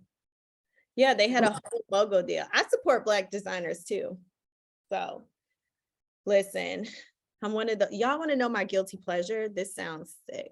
So I love like Klarna and like Shop Pay. I don't know why, but it's like I have the money. I could go buy stuff, but sometimes I just like check out and just let it like pull from my account. Like, damn, I have it. I just be like, oh, it's out. Let me go get some more clothes or something, branding and pictures. Okay, we'll talk about that later. That's what I like to spend money on. All right, so back to work. We want to identify our missions and values in the community that we serve. So, why are you doing it? If you're doing Airbnbs and you're renting to, nurses, think about their home away from home. They're on these contracts. They want a nice, comfortable place. Or are you going for more of a high-end clientele? Like, what are you doing this for? So that's super important to make sure start putting your business plan together today. Reference some of your original answers that we talked about in regards to like, why are you doing it? Who are you doing this for? What are you looking to accomplish, so that you can start putting together timelines for your execution. I would be remiss if I didn't talk about this. Stay with me. And if this doesn't resonate with you and you're like, I don't want to do any of this, that's fine. But for those that want to, I'm going to leave this open for questions. We'll probably stay on like for another hour if y'all have questions and want to ask me. But I have the Black Girls in Real Estate CEO Society. For those that are not a part of it, y'all please get in the room. If you like the class that we just did now and tonight, just like this, how we interact and talk, that's how I run my classes for CEO Society. So we are doing a 14-day fast for financial intervention and breakthroughs in our life and in our businesses. And some of the topics that we are going to be doing: billionaire mindset, healing from death and trauma, success and divorce, feminine energy, body and success, eating for your body and financial success, abundance, overflow, and pushing through barriers. So if this resonates with you at all and you're very interested, you would like to join us, CEO Society is $42 a month. We meet like this. We have classes inside of CEO Society too. So once we get through this fast, our October class will be about, is your business prepared to receive grants and funding for the 2023 year? So we'll be going through a business audit. Even if you've been a business for quite some time, it's very imperative. Hold on 1 second. To do a business audit, making sure you have all of your essentials and your compliance, so that when you go to apply for grants and funding, you have every single thing that you need to actually get awarded this money. Remember, it's often state and government funds, so they double, triple check that you have your business in line. So Irene Borum is going to be going through that. I actually have a new face coming to the platform as well. That's Ty Wood. She's going to be covering government grants. Then in November, we're going to be going over business credit and personal credit. So we'll be building and correcting on both sides. And then December, I wanted to call it a December to remember, but we'll be doing financial planning for 2023. So if these sound like something that you would like to do, CEO Society is $42 a month. It's super affordable. We do all of these classes inside the $42. We have events. We've gone to New York together. You get discounts to all of our signature master classes on the platform. Like, it's really, really worth it. And you get to be a part of this sisterhood, and it's really fun. So that's CEO Society. So if you're really just trying to break through in your life, regardless of what's going on, it's always great to do it with other women, other people that are on the same mission and tip that you're on. So please join in with us. Like I said, we start on Sunday. If you're interested in coaching, this is not a webinar to position you into my coaching, but if you are interested and you would like to work with me, you can email me at funding@blackgirlsinrealestate.com. I am fully transparent. My coaching costs $10,000. It's great if you have anywhere from like 13 to 15K, because you can also go through Fund and Grow. So if you have, my ideal student has at least a 670 credit score and anywhere from like 13 to 15K, you can work with me. You can go through Fund and Grow and get all the money that you need for your down payment. I will teach you the business, and then Nicole and I, or whoever is on our team, will help you find your home. We help you put together your general contractor. We help you to not put together, but hire your general contractor. I will also help you to learn the business on how to run comps, how to look for deals, understanding the market. I will assist you with getting funding for your first deal. So I am a one-stop shop. You don't have to look around the market to say like, okay, who could teach me the game? And then who's going to help me get funding? And who's going to help me for down payment? So I'm a flat 10K. And I do offer plans, but if you want to do that, it's half up front, just to let you know. But I have some amazing girls that have come through. I actually just closed this deal with my student Asia like 3 weeks ago, maybe, if Asia's on here. So if you've been kind of trying to figure this out by yourself and you're tired of doing it and you want help and assistance, I would love to work with you. I'm taking students now because, as you guys saw at the beginning, a lot of my students are coming through. So they're already in houses and in process of doing their own deals. So if you are interested in working with me, I go by first come, first serve. You can email me or inbox me, funding at Black Girls in Real Estate, and we could talk. So I'm done with the funding piece, and let's answer some questions. All right, hold on. Let me get off this share screen. Oh, thank you, Nicole. Hey, Alethea. Alethea just closed on her deal on, what was that, Monday? On Monday. So she's another one of my students. She's out the pot now. I'm super excited. So is anything not included in coaching? No, not really. Like everything's pretty much kind of taken care of for you.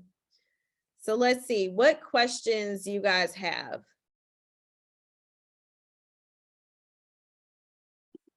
Y'all can talk to me. I don't bite. So let me raise your hand and then let me do it that way so that everyone doesn't jump on at once. Let me see. Okay. Rosie.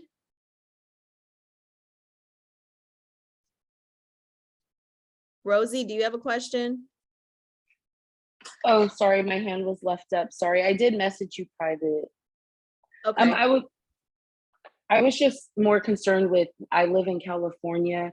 I do plan in a few months to do the coaching with you, but as far as forming my LLC in California and the prices for homes are so high, it concerns me. Maybe doing fix and flips in a different state or where you're at. So would I do my LLC now or wait when I start coaching? I would absolutely highly recommend that you pick a different market. Not because I don't think California is amazing, but California, New York, those are two markets where typically you need some serious cash to get going. So I would recommend popping down into the South, you know, Alabama, Tennessee, Georgia, Florida, North Carolina, South Carolina. I coach people all over. Most of my students aren't in Georgia, just so you guys know. I have a lot of students in Virginia, DC. DC is also another market that's quite expensive for people to start in. So they come down to Georgia or North Carolina because their money just goes so much further here. You could take, you know, 40, 50K here and get into something real nice, as opposed to in California, like that's a joke. 30K in California, that's not going to do it. So you want to make sure, Rosalita, can you send me your number real quick? I can call you when I get off this. But yeah, so you want to make sure that you're in a market that you can afford to get into. So that is where I would absolutely do my LLC. Thanks, Kimberly. Did I answer your question? Yes. Okay. Brandy, how are you? Okay, I'm off mute. Hi. Hi. Quick question. I know a while ago, a couple of months ago, you had mentioned something about I guess financial aid. I think that's what you said, to work with you. Do you remember that? Something like that? Financial aid. Yes. So I have a program that I can offer, and I can send the link back out through to you guys. It's funding for coaching. So if you take the money, they're going to expect you to pay it for coaching, or they charge me a fee. So yeah, I can send that out if you guys are interested. Thank you. Welcome.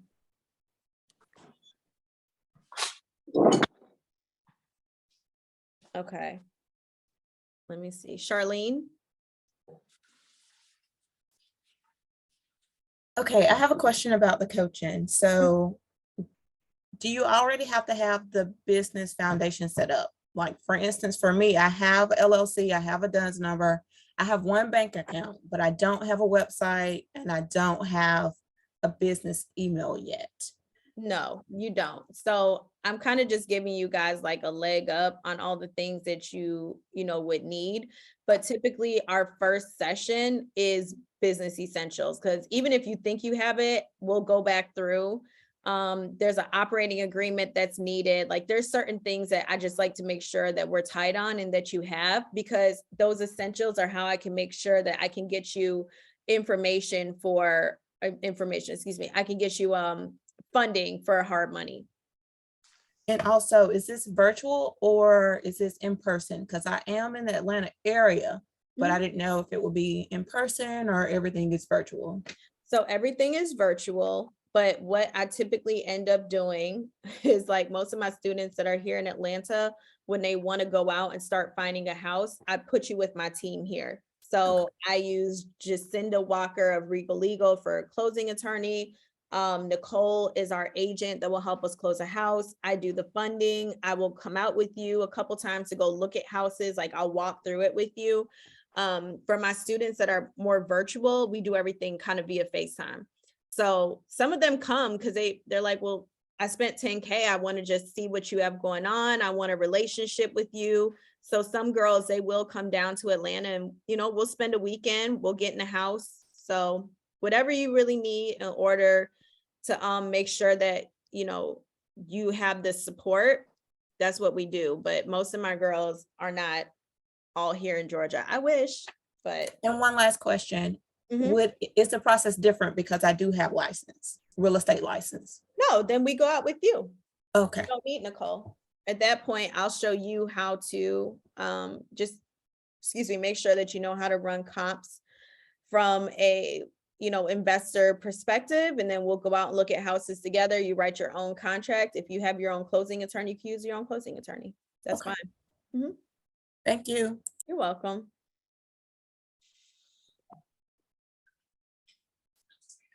Okay. Tamara Clark. Hello, how are you? Good. How are you? Good. I have a question. A while before, you were talking to us about and I don't want to say the name wrong, the CCE. It was regarding the education part of being a realtor. Like, I think getting your license? Yes. Yeah, we are, let me see. Jerica, are you still in here? Can you drop the CE shop link? We are affiliates with the CE shop. They're awesome and they're virtual, and a lot of women go through them to get their license. Okay. Sounds good. Thank you. Also, I was trying to do the CEO society, redo it because I just realized that everything had changed. My card and everything had changed, but for some reason it's not allowing me to link back to it. Do I have to re-register? That's a re-register. Yeah. Re-register. Okay. So let me see the link. I know Jericho is dropping the link in here. The CE shop is a platform that can help you to get licensed. So you would go through them to do all of your pre-licensing. And hold on, I'm trying to find this membership link. Okay, here's the membership link. So it will allow for you to study in the state that you're in to pass to become an agent. Okay. And here's the link. If you go to the chat, the link for the CEO Society and the CE shop are in here. Jerica, can you drop Fund and Grow as well for those that are interested? And someone just asked, like, am I going to jump off? I'll stay on for a while and answer questions for whoever wants to talk to me. Don't know about financial aid with them. I don't think so. I know they give out some scholarships every couple months. Shonda Green. Hi, I was looking in the comments and I think I just missed it. Someone had said something about you shouldn't use, what was it, investments or another word in your LLC? You want to try to stay away from investments for sure. You can use it, but those are trigger words for banks. They're going to be like, oh, is she, SEC regulated? Like they can get a little weird around that. So you just want to make sure that the words that you're using aren't going to be a red flag for the bank. Okay, thank you. You're welcome. Thanks. Verdun, have a good night. Wait, Janine, before I go, because I definitely have investments in my LLC name. I've had it for a while. But have you done anything big? Not yet, no. So you have money sitting in that account? No.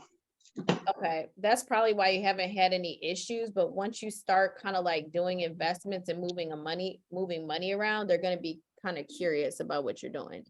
What do So you mean exactly by like curious? What's the issue? curious as in they can hold your money when it comes in. Okay. I've had that happen to a couple people, like a hard money company put like funds into their bank, and because their bank had investments but didn't have like much cash into it, they're like, what's going on? So they put a hold on their money for like 15 days and couldn't assess it, which stalled their project out. So I've seen Yeah, we definitely don't need that. yeah, I've seen a couple different ways where like some of those words that make banks uncomfortable, wholesaling, stuff like that, it can make it a little difficult. I'm not saying it's going to happen to you, but I'm saying you don't want to put yourself in a situation where it could. Yeah, I don't recall hearing that information about the word investment in particular. I actually see that a lot. So that's why it caught my attention. I'm like, oh wait, I definitely have that in my LLC name. So yeah, okay. Call up to you can always, do your research for yourself and see what you think. And you can Oh, always it's fine. Eventually you're gonna have multiple LLCs anyway. So for it doesn't sure. matter. Yeah. So Hey, thank Janine, you. quick question before you go. Are you going to guys. share the recording? I am going to share it. I'm not leaving yet. Like I said, I'll stay on and answer questions. Oh, cool. Okay. Good night. Night. Okay. Hi, Felicia. I can't hear you. You on mute. Can you hear me now? Yes. Okay, so when you said that, because I've had the business for 2 years, should I change it? I've been applying for everything, but it is Far Investments Well, LLC. like I said, if you haven't had any issues yet, then, but just know, I have personally seen it red flag banks. Okay. So once they started kind of using the name and moving money around and getting deposits from places and spaces, it became a thing. So just something to pay attention to. Okay, thank you. You're welcome. You look beautiful on your trip. I was jealous. I'm ready to get back out. Yes, I'm ready to get back outside.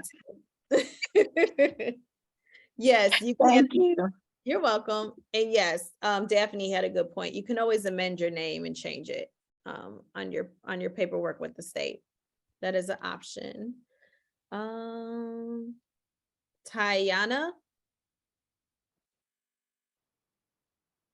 Can you hear me? Yes. Okay, awesome. So hi, how are you? Good. How are you? I'm good. Thanks for asking. I just wanted to say thanks for doing this class. I love that you're very interactive with us. It makes me not. But that actually kind of brings me to my question. So I'm a single mom. I'm like paycheck to paycheck.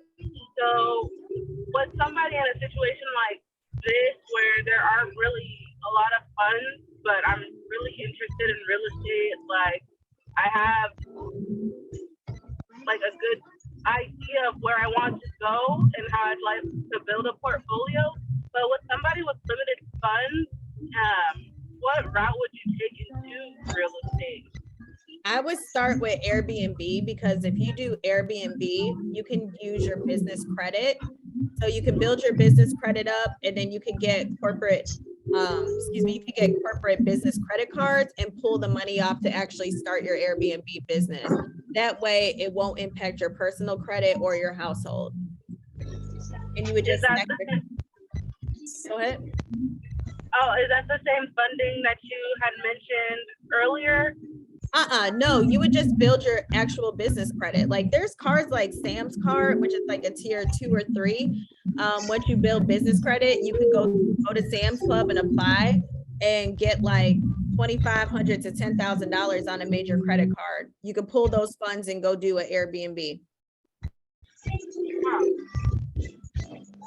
Wait, did you say that again, Janine? Repeat that for me. Yes. So Sam's Club, is one of the lenders that you guys will be able to secure for, oh, let me mute it. I'm sorry, I saw someone say that. Okay, hold on 1 second. Sam's Club is one of the cards that you can get. It's like a tier 2 or 3. So once you have a couple of cards that are reporting on your business credit, you can literally go into Sam's Club, bring your LLC paperwork, your EIN, operating agreement, all that stuff, and you apply using your business EIN number and your Dun & Bradstreet number. And typically you're getting anywhere from $2,500 to $10,000 on a major credit card. You can take that money and leverage it and go do a Airbnb to start.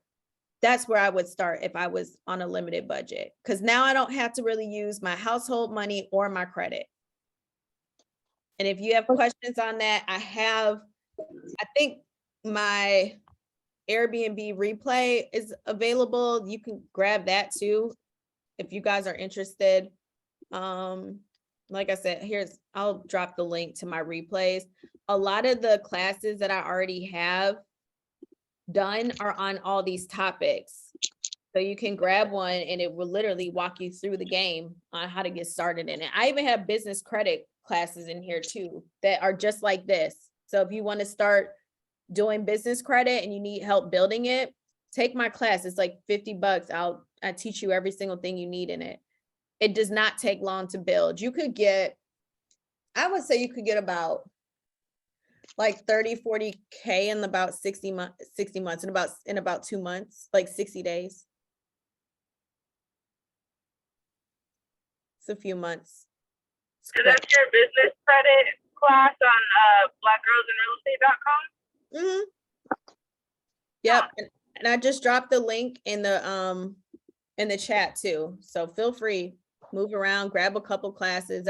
They're really cheap. Like, y'all, I try to make this stuff like as affordable as possible so that you can get in and make moves and actually use this information. I don't want to ever be one of those platforms where I like talk like high level and then you leave and there's nothing you can go do. There's levels for everything.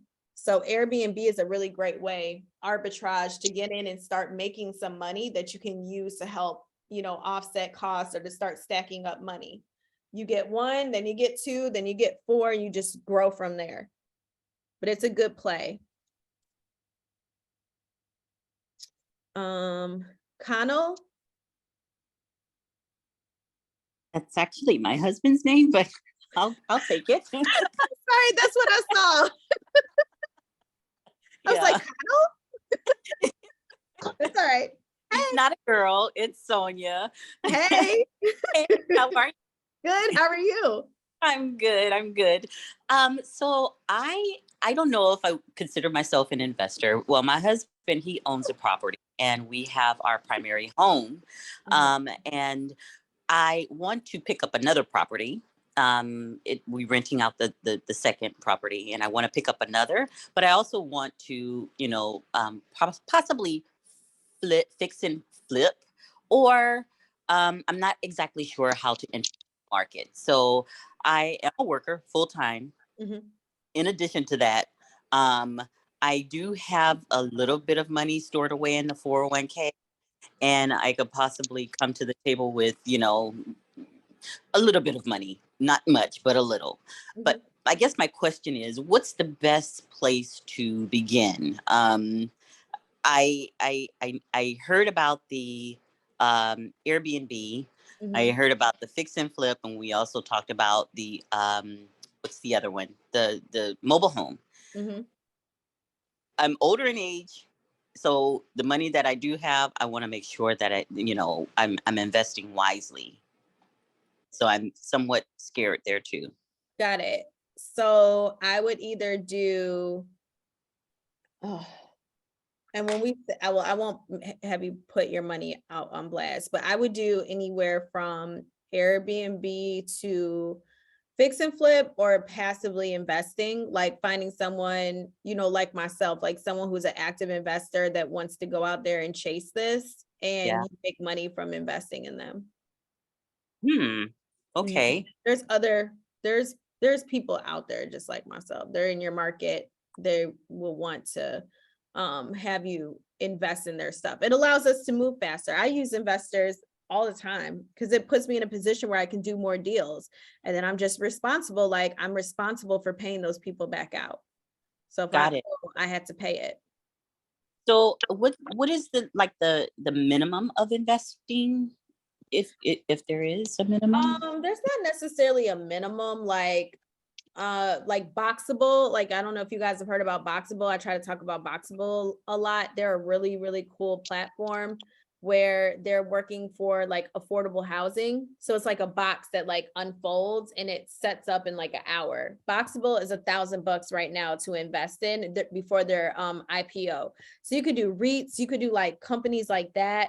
You could do Airbnb, because Airbnb is a little more controllable if you wanted to aim towards like nurses. So like using like furnish finders or things like that, like companies like that. Because then you don't have like kind of Airbnb, I don't call it riffraff, but like all the movement of people coming in and out of your spot. A nurse is going to be consistent. Like they're going to go to work, they're going to come home, they're going to rest, drink their coffee, have their wine, and do it all over again. But they're going to probably rent your place at a higher price point for several months at a time. They're not going to come in, you know, for a week. A lot of times nurses are coming for months because they're taking a contract. Understood. So that Okay. would be a good option. And again, like all the ladies have asked, all of this information I can find it in the link that you provided. Well, some of it. Okay. You can find some of it in my replays, and then some of it you're gonna get right here, and then you know, you can research some of it. But if you guys are interested too, I should probably say this. You can also book me for like a consultation if you like, and I could work with you individually if you don't just want coaching, but you just want to talk to me. How do we? I'm interested in that. It's for in sure. the chat. I just dropped it. It's $250 and it's for 90 minutes. So I'll literally, we could talk about whatever it is you want. I can put a game plan together with you. I can business plan with you. We go on Zoom and we just work. So if you don't want to have to share your whole life right now, that's fine. You could book me and we'll meet you. Hear from me soon. Thank you. You're welcome. Y'all want to see Boxable? You guys want to see Boxable? Let me show you real quick. Yes. Hold on. Yeah. And while you pulling it up, Boxable. Janine, while you pulling it up, did they pass that Airbnb law in Atlanta? Yes. Already? Yep. Okay. You can only have two. Only have two? Yeah. If you're from out of state or if you live there? If you're in state. So I'm not sure what they're doing about out of state investment. Oh, I didn't even know that they had put a limit for the people that actually live there. I thought it was for out of state people. We can I only didn't have know two that there was, oh man. that you own, but I mean, you know. Yeah, I know. I'm quite sure they're gonna figure out ways around that. Yeah. So here is Boxable. As they said, it unpacks in an hour. This is the house, you guys. Look at this thing. This is what it looks like. How much is it? People are putting these on land. They're putting Like them a modern mobile home. It's exactly what it's like. Elon Musk is living in one right now to basically prove. I bet. That is no surprise you said that. I know, because he's just so trendy. Let's see. They have all different. This thing is really like got more advanced. Now they have them for people in wheelchairs. They have floor plans. I saw they had a floor plan where it's like, hold on a second. Oh, hold on. Let me find their video. I don't want to talk about it. I want to just see you build it. That's 90 seconds. Hold on. They have one where it's like, now it's a houseboat, a luxury houseboat. So yeah, so DR Horton and Boxable partnered. World first moving. They used to have a video that was just like a quick unboxing.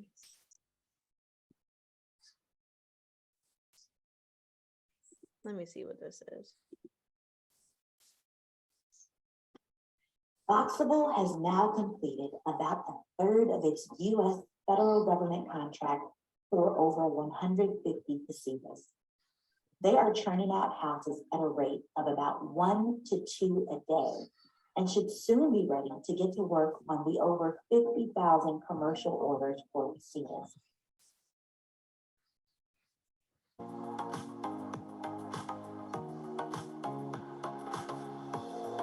They have plans to produce houses every 90 minutes, and with the ever-increasing demand for casitas, Boxable is now raising capital for an even bigger factory. With that goal in mind, Boxable is giving you the chance to win a free casita. You have several chances to win, so check out the links in the description and enter today. Thanks for watching and have fun today. So this thing has just, as you see, it's exploding. And every time So this is different from the tiny homes, right? No, these are tiny homes. They're like 500 square feet. Let me see. That's nice. Yeah, they're small. They're not big house. Oh, here it is. Is this it? I was trying to find. Yeah. Welcome home to the Boxable Casita, where you can live large for very little. Your Boxable Casita arrives complete right out of the box with a full-size shaker-style kitchen, huge fridge, dishwasher, oven, microwave, a tall window right over the sink, and an adorable breakfast bar for two. And behind this contemporary sliding glass barn door, you'll find a full-size bathroom with a shower, tub, a backlit mirror over the glass vessel sink, and a whole lot of drawers for storage. Everywhere, we'll keep you warm or cool with included heating and air conditioning and the mood right with dimmable LED lighting over the tall 8-foot windows under the even taller 9-foot 6-inch ceiling. We've obsessed so much over the details that even our outlets have integrated USB plugs for your electronic convenience. Enjoy all these great features with a home priced at a remarkable $49,500 or only about $250 per month, and ultra-low utility bills on average of about $28 per month. And when you're ready for a little more room, we'll be ready with more bedrooms, more living room, and even a second story. Boxables are built tough with precision from steel and concrete and are pretty much everything proof. Boxable, dedicated to providing homeowners with greater freedom by lowering the ownership costs with a home designed to the highest standards of quality, strength, and sustainability to last for generations.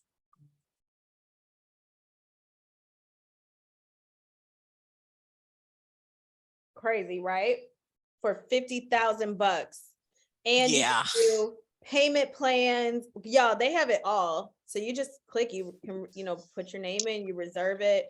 If you decide to put a deposit down, it means you get a little bit earlier position. So 200 deposit, get your name on the wait list. 5,000, you get early access. It tours you through. They're about to go IPO, so you can still invest in that. It's it's serious. And as you see down here, it shows where their SEC filing is about to come. I would highly recommend spending a little bit of time, you guys, researching this. And some people are like, oh, well, I have space in my backyard, or I own land in an area. Well, as long as you can hook that thing up to these houses, you have a rental opportunity. And so ADUs are called accessory dwelling units. And basically, they're smaller homes for people. Look, she said, I want a boxable home at my mom's house.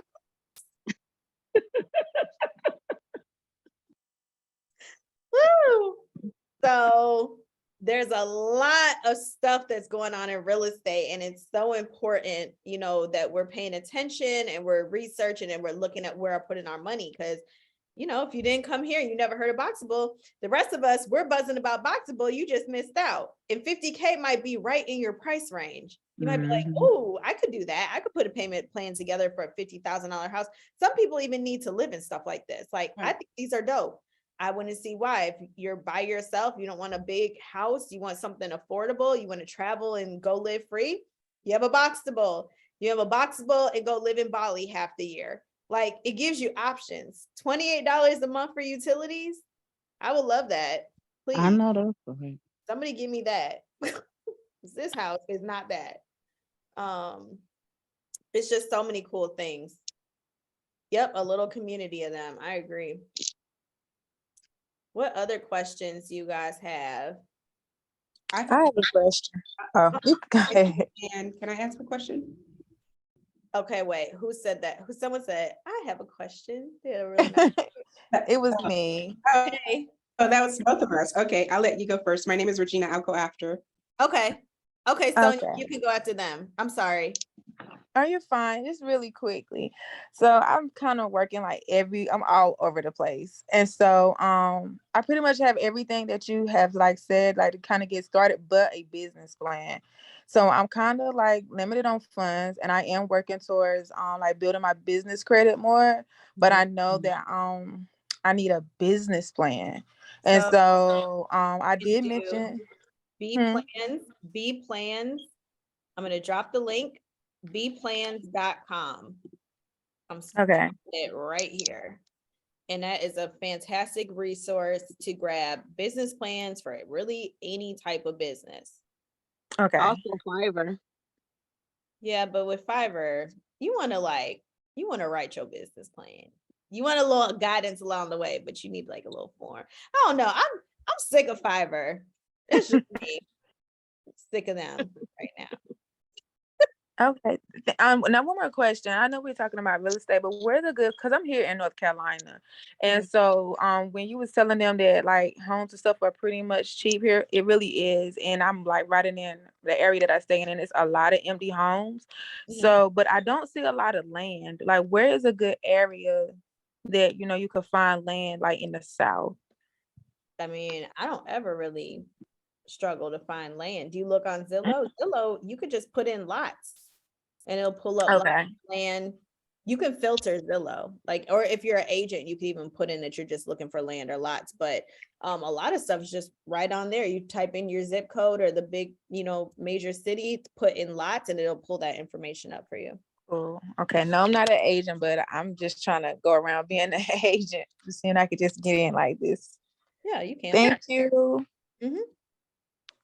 Okay, so who is next? Because I know y'all knew the order. That was Regina. Regina, and yes. Then Sonia. Okay, yes, ma'am. So I have a question. I've been in real estate a long time, so I'm kind of like one of those, not need to be trained again, because I did start a new business. From being in real estate over, I'm going to just give you guys a ballpark, 3 decades. I started a property preservation business, so I kind of went that way. So I'm dealing with contracts.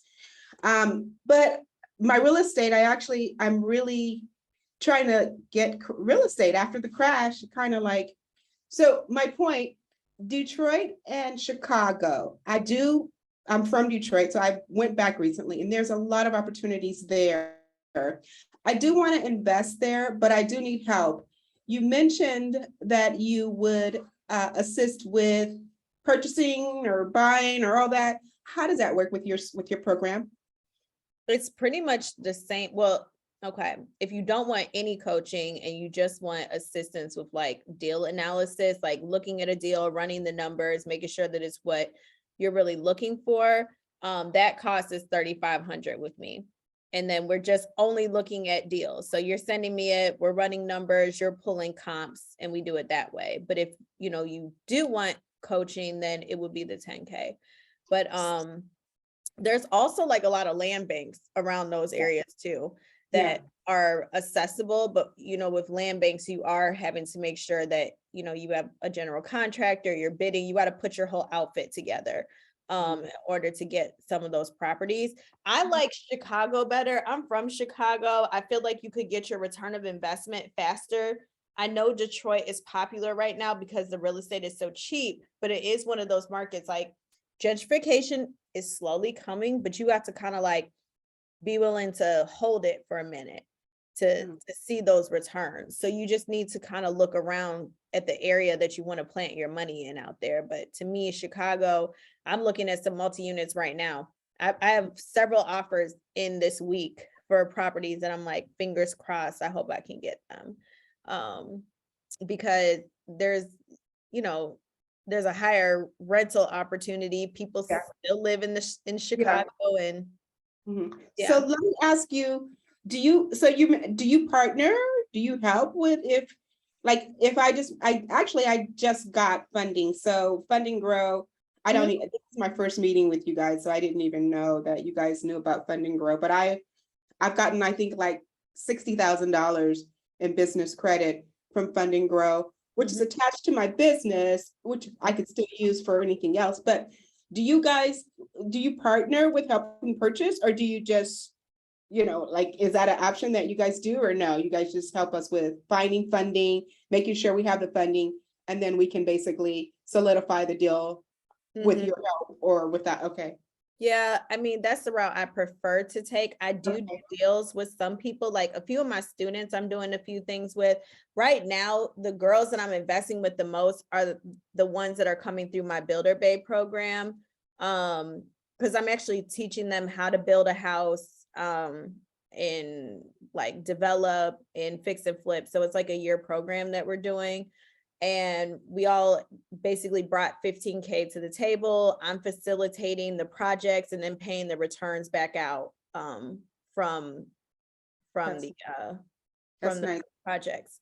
So that's something that I'm doing. So I do still work with investors, but I am slowly trying to get away from that. Okay. So I do see a lot of really good deals in those two areas, which, I don't mind moving away from Detroit. I was just like mouth hanging open because I live in California. I know, and it's so cheap. You're like, what is this? I'm like, oh my God, I could buy 100,000 properties right here. What the heck? But Chicago, we did go to Chicago and I did see a lot, and I'm just like, let me just buy some stuff in Chicago. So okay, I understand from what you're saying, how to go about making my next move. So I do appreciate that. Oh yeah, absolutely. Yeah, thank you. Thank you. I appreciate it. You're welcome. Sorry, I was trying to answer this too. Do I anticipate a new Builder Babe group? I don't know yet. I mean, if you would like to join into this one, we just got started. If that's something you would like to become a part of, and you guys are like, hey, that sounds great. We meet every other Thursday. I had some girls, they already came up and met me like a couple weeks ago. So if you'd like to do Builder Babe, you can reach out. There's an application on the website. You can apply. Tamara, I know I owe you a call back. Yes, you are in. I will reach out to you. You can fill out the application and I can circle with you and bring you back in. But now would be the time if you do want to join, because we just got started. We're on our like second meeting. So we just covered like business foundations and some of the stuff here tonight, but it's $299. It's $299 a month to be a part of it. And then it's $15,000. I don't really care about your credit and all that other stuff because you're just learning how to build and develop. That's the point of it.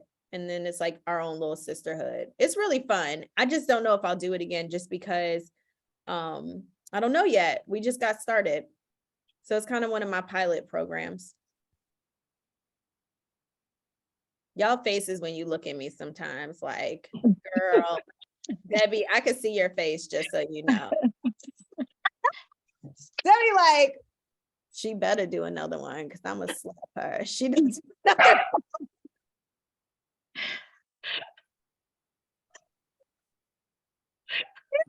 She's like, you better do another Builder Babe because I'm stacking right now to go do this Builder Babe. This is why you don't get on the camera. You don't like people to see your response. Right. I got a question. Yeah. Okay, so I got a couple of questions. First question is, when you're talking about the funding, the group that you're to get the credit, Can you be in business for a short period of time? Because I know that typically when you're applying for funding, they want you to be in there at least 2 years or so just to sow anything. So I wanted to know about. No. So with Okay. fix and flip hard money funding, they don't care how that LLC could have came in yesterday and we could get you money on it. That's not a problem. For fund and grow, every once in a while, I'll have someone that comes back and they're like, hey, they told me I needed my LLC to be in existence for like 2 months. But most of the time, my girls are just coming through, like they're brand new. Okay. Yeah. And then the other one, I know that I've worked with a flip, a hard money lender, and they actually based on giving you the money based on how many deals you've done. So if you haven't done any deals, they're asking for quite a bit. And so I was just wondering, is yours, the people when you connect with, are they a little bit different than that, or? Yeah, so I have lenders across the board. So if you're like brand new coming in or you're experienced, I have someone for you. Experience is always going to be better rates. It just is. All of us right now, because the interest rates are high, we're kind of paying around the same interest rates, but the down payment is better. So I have a lender I was talking to yesterday, that's how I be working. It was today before this meeting that was telling me anywhere between like 10 to 15% for new investors. I haven't heard that number in so long. Wow. So, yeah, I just signed up with them because they actually have 100% program as well if you've done 3 deals. So if anyone's done 3 deals out here, hit me up because I just found a really great lender. The only thing that is difficult about them is that they're asking for tax returns. So if it's a brand new business, they're not going to ask for tax returns. But if you've been in business for at least a year, they want a tax return on your business. So that's it. Yeah, no, Nikki, I found them today. Wow. I'm excited. Let me get through the underwriting just to make sure. And that boxable thing, I want you to know, it's in Las Vegas. I'm in Las Vegas. And they're 5 years behind already. They've got that many orders already. That's why they're trying to build 5 years. They want that new facility because it's crazy. Yeah. Let me see. Can I ask my question? Yes. I'm sorry. I was laughing at Tara's comment. So I saved up my money for the coaching and everything. And so I went through Fund and Grow, and they said the only thing that I need to do was get a bankruptcy off of my credit because I have like the score and everything, but their bankruptcy is from 6 years ago, and it's not coming off till next year. So I don't know if you have a lender that can get around that because that's really been my only stopping from all lenders. So it's been discharged for that long, for 6 Yeah, years? it's been discharged. It was medical. I ended up in the hospital with $120,000 worth of medical debt, so I filed bankruptcy. And it's been discharged for 6 years now, and I cannot get any funding. My lenders will lend on that. As long as it's been discharged outside of a year, you can get It was discharged in 2016. Oh, that would not be an issue at all. Okay, so can I email you? Now, Fund and Grow, we need to get that also. I have a credit contact. His name is JJ. I'll give you guys his number. I'll put it in here. He's been helping a lot of people I know and girls that I know to get like that type of stuff off your credit. So you can reach out to him, just text him and tell him Janine sent you. Okay. His info is here. Hell yeah, Nikki, we need to invest in Boxable. Nick already bought some.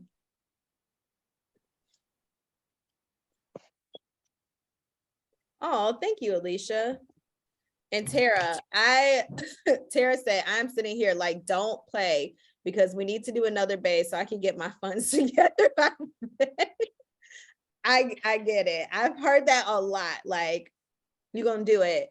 I would just like to see like the success of stuff. As long as it goes good, I'll do it again. I don't know what would be the issue, but I really like this like group of women too.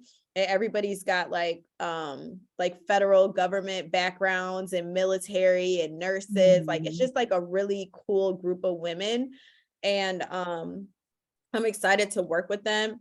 But as always, I didn't really plan for like what was next. So they're like, okay, well, once we're done with these deals, what are we going to do next? Because like now we got the money, we just want to keep rolling. I wasn't thinking about that. I was just trying to like give everybody a taste of like how to do this and teach. And I'm like, y'all gonna go out now and like go do your own thing. Everyone's like, no, we're not. We're trying to stay with you. So I'm like in this weird position, which is why I keep saying like, I don't know. I'm just being honest. Like, I don't know. Because I wasn't expecting, like, they love it. They're like, this is fun as hell. Like, you're cool. We about to make money together. We can reach you. You know, we could come, like, you can pull up to the project. I'm giving the addresses. Like, it's all visible. So it's not like we can run and hide with the money or something like that. So everybody's just like, let's go. And I'm sitting here like, okay, this is not what I was expecting. So I'm kind of in a spot with everyone. So yeah. Everything you do, you're going to end up in a spot because you're just awesome like that and you make it fun. So you might as well go ahead and just start thinking out the box because that's just, that's what it is. Thank you. What it is. I'm gonna drop the link. So if y'all do want to, if you want to do Builder Bay, here's the link. It'll come over to me. I would suggest you jump in if you want to jump in, because I don't know what I'm gonna do next, but it sounds like everybody wants me to do it. The link's in the chat if you guys want to jump in. It's open, but yeah, I just didn't expect it, is a better word. I was like, I'll just throw it out there and see who wants to maybe do it. We got an influx, so that's cool. I love y'all. Y'all are really dope. I'll stay on for like another 10 minutes. Any other questions? Okay, wait, wasn't there another? Are we in a particular order? Because I'm on my cell phone, so I can't see. Well, then you talk now. Go ahead. Okay. So hi everybody. I have some, okay, so you have brought up rental arbitrage, right? For Airbnb, and that currently has been something that I've been doing for 3 years. Now I have enough money, I have, business lines of credit and things like that. And I want to, I get a lot of people asking me about coaching, how to do it in Airbnb and things like that. But I want to take this to the next level. And my all in all goal, like, you had mentioned earlier about what would you do, if, money and everything wasn't a big deal, and what would I do with my real estate money? And for me, I would like to not only coach Airbnb, but I would like to be able to provide properties to hosts that would like to do it, because I've been doing it for a while. And I looked up and I found a developer who's building a lot of homes in the area, and she's allowing me to be that tenant for her and have that corporate leasing. And I want to be able to do the same thing and offer that not just to just anybody, but people who join my class. So what would you say as far as, have you ever, because I know that, you fix and flip, but I don't really hear you say much about, being an actual landlord and having tenants that much, but have you ever done anything like that? And do you feel like it's a good idea? Okay, so you gave me a lot in that. So Okay, I'm sorry. Clearly you pay attention to what I'm doing. So thank you for the support. But no, I do not have any rentals. I'm actually about to do my first one. So one of the properties that I ended up finding for Earn and Learn, I think I'm going to purchase from the group. It's just, I just really like I like the building. It's here in Atlanta. It's a duplex. So I'll probably end up paying everyone for my profits from it, just because I'm interested. But I really want to get into like Airbnb and nurse rental, because I think there's still like a huge earning opportunity for that. Now, I have a girlfriend who's in Florida, and she's one of my students, and she's doing a package where she like is going in, she's negotiating the contracts, with the corporate rental leasing offices, and then she's staging the entire Airbnb, and then she's selling like a pre-made Airbnb business for like $10,000. So she's doing that, and I know she's done a few of them, but I think the main thing is like, you know, marketing it. How are you, you know, getting your name out there, letting people kind of already see what you've been doing and how you've been doing it, and then offering, you know, your services. But Okay. I'm gonna be brand new at that. So, you know, once I do it, I'll come back and like share. Okay, cool. But so would this be a good bird, but just use Airbnb as that, as a way of doing it? And my renter would be a Airbnb host, basically. That would be awesome. Okay, cool. Because that's my I just needed somebody to tell me, like, you know, some people make you feel like, oh girl, that's crazy, or how you're gonna do that. But you know, rather talking to people who have done things, okay, so you're giving me the okay. I like it. I like innovative ideas. Night toy. Okay. I like things that other people aren't doing. That's why I wanted to do it. Yeah. I feel like you should have what I call like disruptor moments. I feel like Black Girls in Real Estate is a disruptor. I view myself as a disruptor because I bring to the table things that other people aren't really doing or aren't like willing to do, or most people are not trying to teach Black women how to make a dime. Do anything. Yeah, right, they want to loop you up into 75 freaking classes, teach you nothing, and then be like, okay, girl, well, I'm responsible for like my girls, they coming out with like, they're in their deals, they're making money. And so if you have something where you're actually solving a problem for people, that's worth it to me. Like, you should be solving a problem first and then the money will follow later. It shouldn't be money, money, money. And then if I help somebody along the way, then great, I did a good job. Like, go for the help first. Figure out what people are struggling to do.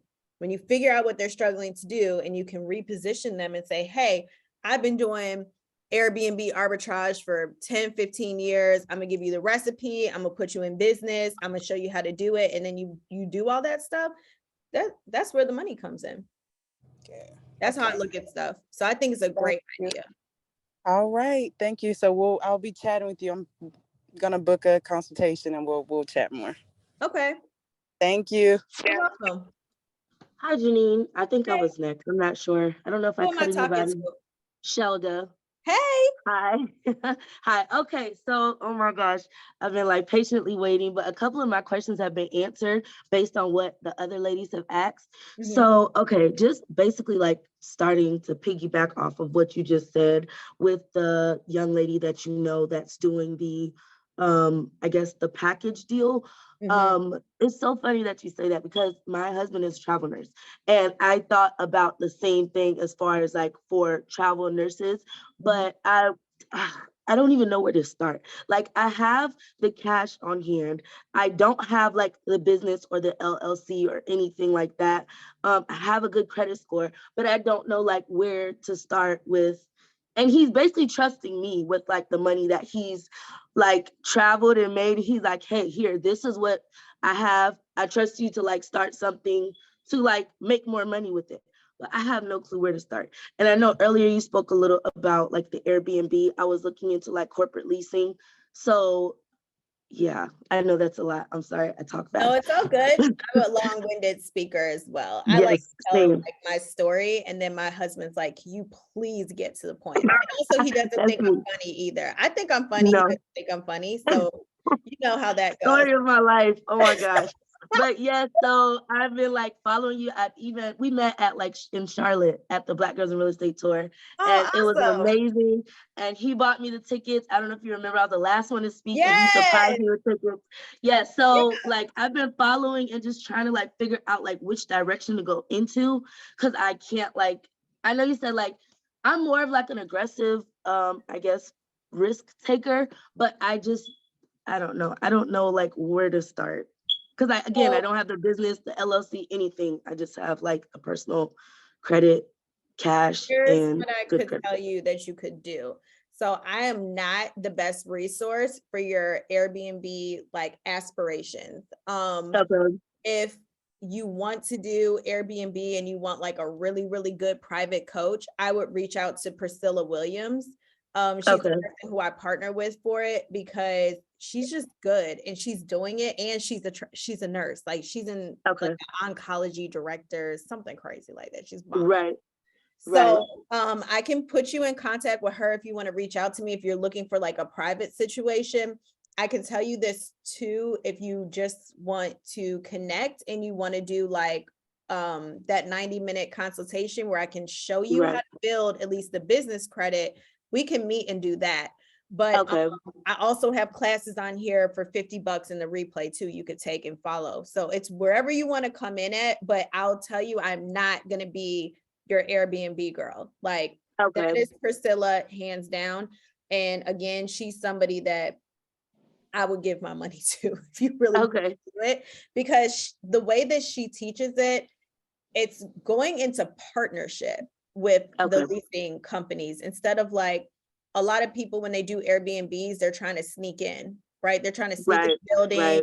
Oh, hey, go around to the back, clap 3 times. No, I don't want to fall out. Yeah, like you don't want to have that experience. You want, you know, your building to know that that's what you're doing, and it will put you in a better position where you can actually make money comfortably.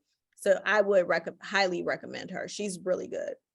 Okay, thank you for that. And then my other question is for the REITs, like which REITs do you think are like more like, I guess, less of a risk to invest in, and like how much was like the minimum? That is my husband all day long. Ask me Okay, I have his information. I screenshot it. So I'll put that right there. And then my last question was for the hard money. You keep saying hard money. What can you explain that like a little bit? Hard money? Yes. Yeah. So what hard money is? Hard money is funding that you can use to do for fix and flips or new construction builds. And what they do is for non-owner occupied properties. So it has to be a vacant building. And with basically what they're going to do is they're going to give you 100% of your renovation budget. So 100% of the budget that you need to fix and flip that property is going to be included in the loan. But then typically for newbie investors, they're going to give you like 80 to 90% what they call like loan to cost. So when we keep saying like you need 10 to 20%, it's that spread of when they meet you at the 80%, you're covering that additional 20%. So that 20% is what they call your skin in the game. So the skin in the game is like, okay, she's got to have some money to prove that we should lend, you know, $300,000 to a brand new rookie investor that we don't even know if she's going to complete the project. So the more experience that you have, the more deals that you can show, the better the lending and the less amount of money that you come to the table with. So I have some lenders that are like, if you can show you've done 5 deals in the last 3 years, they'll do 100%, which means you just pay for closing costs. So there's y'all, is that me or is that somebody else's house? No, that's me. I'm in Florida, so that like that's the rain like hitting my window right now. Oh, it's crazy girl, here. I thought I was being real black. You know how black we be having our little, what is that called? The smoke detector. That smoke detector be in the back. That's my smoke detector too, probably. Girl, again, he travels for work. I don't touch none of this stuff. I'm like, when you come home, he has a list to do. So I'm sorry if you can hear that. But yeah, I'm in Florida, so I thought you meant like the rain. It's really like pouring down here. So okay. But we be in the background talking like we hear it and we just ignore it and we keep having a conversation. But I want to make sure that's not in my house. Because y'all I'm gonna used clown to me. it now. I can't even hear. I know it's background noise, right? You just Oh my gosh. Okay, and then lastly, I promise the last question. About your land class, what does that entail? Like, is that for people who already have land or people that are interested in buying land? That is for people that are interested in buying land. So how that will work is that, so there's a girl, her name is Alexis Lee. Chanel, go to the website and put your info in, it'll link the directory over to you. Sorry, I just saw her. So Alexis Lee was one of the first Black women that I ever saw on Instagram outside of Egypt Sherrard that was doing real estate investing. She was like, to me, the original OG. I really, really like her and I respect her a lot. Okay. And before I had a platform or had done a deal or done anything, I used to follow her like a lot. I still follow her, but I followed her religiously. And Okay. she basically every single year she gifts her daughter land. Her daughter's like 10 years old and Wow. like 5 or 6 different pieces of parcels. So this Mhm. class, I'll drop the link for this too. This class is $100 and we're basically going to teach you guys how to go out and do the same. So that you can go and start, you know, purchasing land or gifting land to family members, kids, whatever it is that you want to do. But she shows you how to research it, where to find it, how to buy it. That link is right here. It's $100 for the class, but it's such a dope, like who wouldn't want to own land? Like Right. imagine you keep it for 5-10 years and then the value is going to appreciate, it's going to go up, you sell it, you Right. pay for college in some cases. So Right. real estate investing looks like a lot of different things. Some things I are know. My short-term plays gosh. and some are long-term plays. And to me, purchasing land is a really great long-term play. Right. Even my husband, his aunt out in Texas, I've talked about this a lot. She owns a ton of land. And now the government wants to come and put those big solar fans on Right. land. And they're like, She's about to get paid. So she about to get the bag. oh, she's gonna get the whole Okay. bag, the whole Yeah. bag. But that means that my cousins, like, they're all about to get Yeah. paid because she's older now and they sat Right. on land for so long. So just Yeah. that could be I your asked $1 million that. cash out one day. Yeah, that's amazing. I asked that because my dad actually gifted me some land in Texas. It's so funny that you See? say that. And I don't even know like what to do with it. I'm like, okay, how do I even research? He was like, just pay the like I guess he owes some taxes on it, not much, but he was like, if you pay the taxes, you can have the land. It's in Texas. I'm like, I don't even know where to go like from there. So I was like wondering if that class would help out with that. Okay, so cool. That's And yes, it will. So that class is live on October 8th. So October. grab it. Oh, you're welcome, Sully. No problem. Yeah, you guys like get it. $100 to figure out how to build generational wealth. Come on. Right. That's I'm nothing. excited about that class because I want to learn, you know, it's a live class just like this. You'll be able to talk to her and ask her questions always. Okay. Yeah, I'm always looking All for right. dope opportunities. Thank you so much. I'm gonna let the next person go. Okay, I'll take like 5 more questions and then I'm gonna jump off. Hey, Eric? this is Deb. I don't want to do a question, but I do want to drop some nuggets. Please. When we're telling everybody to set up their LLC, one thing I didn't see in your list is they need to go and register that number with IRS, because I did not register because nobody ever said that. And so now I created a S Corp and now I'm trying to dissolve it. And IRS is saying, we can't help you. Don't see you.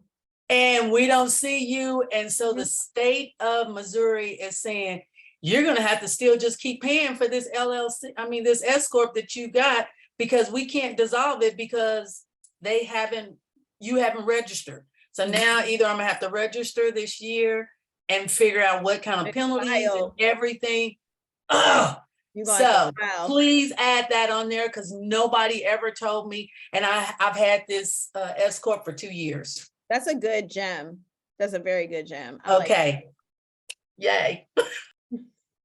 Thank you. Okay. I see some of the same hands. So I want to just make sure. I'm only on page 1. Is there any other hands coming up? Hey, Malika, you stayed on with me tonight, girl. Always here. Hey, how are you? Hey, I'm good, thanks. Okay, let's see. All right, I think we're down. So like everyone's asked all their questions. I actually have a question. Mm-hmm. I'm sorry, my name is Erica.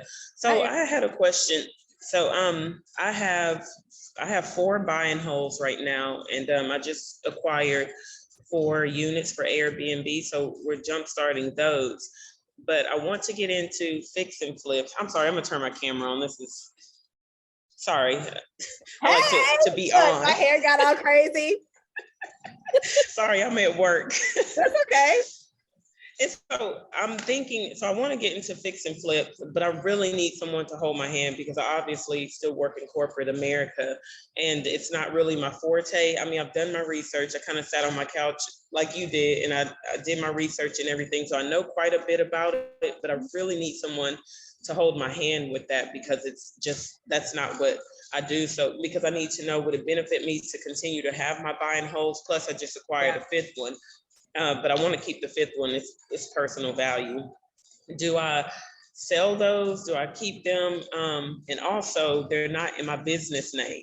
So that's the mistake that I made. I didn't know. I thought I was just going to get one.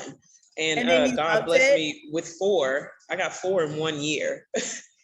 It just kind of took off. Now I'm like, do I need to flip this over into my business name? I just need help with all of that. I don't know which direction to go with that. Yeah. What state are you in? I'm in Texas, Houston. Okay. I can find a lawyer that can help you claim it over to your business. You can claim those properties over to your business. And then going forward, you'll just buy in your business name. So there's like DSCR loans, which are like basically no document loans that we could do. And you can acquire a lot more properties that way. I know right now, because interest rates are a little bit high, you could also see if there is any equity in any of those homes that we could pull and do fix and flip with. But if you're looking for coaching, I'd love to work with you and coach you through it. And like I said, I'm taking students right now. So I'm a first come, first serve person. So y'all don't jump down my back. People be like, you so busy. I'm like, I'm busy with my clients that pay me and want to work with me. So I'm accessible. Like if you sign up for coaching, you get my phone number, you get access to me. You can call me whenever you need. We talk, we have meetings, and we just figure out your game plan per what you have going on. Because again, like I said, people only really divulge so much in the group setting, but we could really dive in and figure out your strategy. Because if you did 4 in a year, you could do 8 next year. And I'm banking on that. I am actually going to retire from my job in 4 years. That's my goal. Are you military? No means to an end. No, I actually work in a chemical plant in a refinery. You seem but I don't want to be here anymore. You know, it's just my time is up here. This isn't for me anymore. In real estate, I turned to that, and I just wanted to get one house. That was the thing that I was manifesting. One house, and God just gave me 4, and then now this 5th one. But I mean, I'm just pushing ahead. Trying to build the generational wealth, but also just I want to, you know, have my own freedom. And then also, I do have a small piece of land. That's why I need the coaching, a small piece of land that I want to build a duplex on, possibly a triplex. I keep hearing that in my head. Every time I say duplex, I hear triplex, but I just need some assistance with that. So I am one of those people, I will sign up for whatever coaching, whatever programs. That's me. So because I can't do it all, I need to learn that knowledge first. Yeah. Shoot me an email. We could talk. Well, I'll be up for a little bit longer if you want to talk tonight, but it's blackgirlsinrealestate.com. Just shoot me an email, or you can inbox me. It's Janine Searcy, or am I Janine Searcy? I think I'm Janine Searcy. Now Janine Smith. I'm Searcy because I'm married, but it's still Smith listed. But yeah, we can link, and I'd love to help you. And honestly, why not build a quad? I mean, if we're gonna build, I'm for it.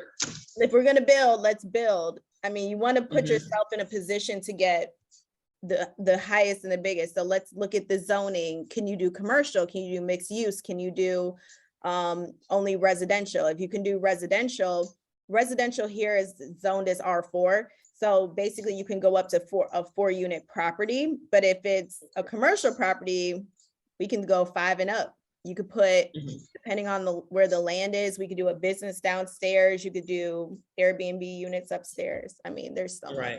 I love building. Building has become, for me, my passion. I still love to fix and flip. I'm always going to do it, but the build is really fun. So if we can get you finances to go out here and do it, oh, it's a blast. That's wonderful, because I realize that I love buy and hold, but that's not, that's more so for my children, you know, creating that for them. But the building and in rehabbing, I love it, and flipping, and the faster cash to put towards the building is kind of what I'm looking for. I don't really have any limits on that. It's just, I'm ready to move. I'm ready to move forward, and I'm just ready. And it's, I mean, like my mother and her cousins, they acquired their parents' property in Texas. It's like 200 acres. And all of them want to sell except for one. And I'm like,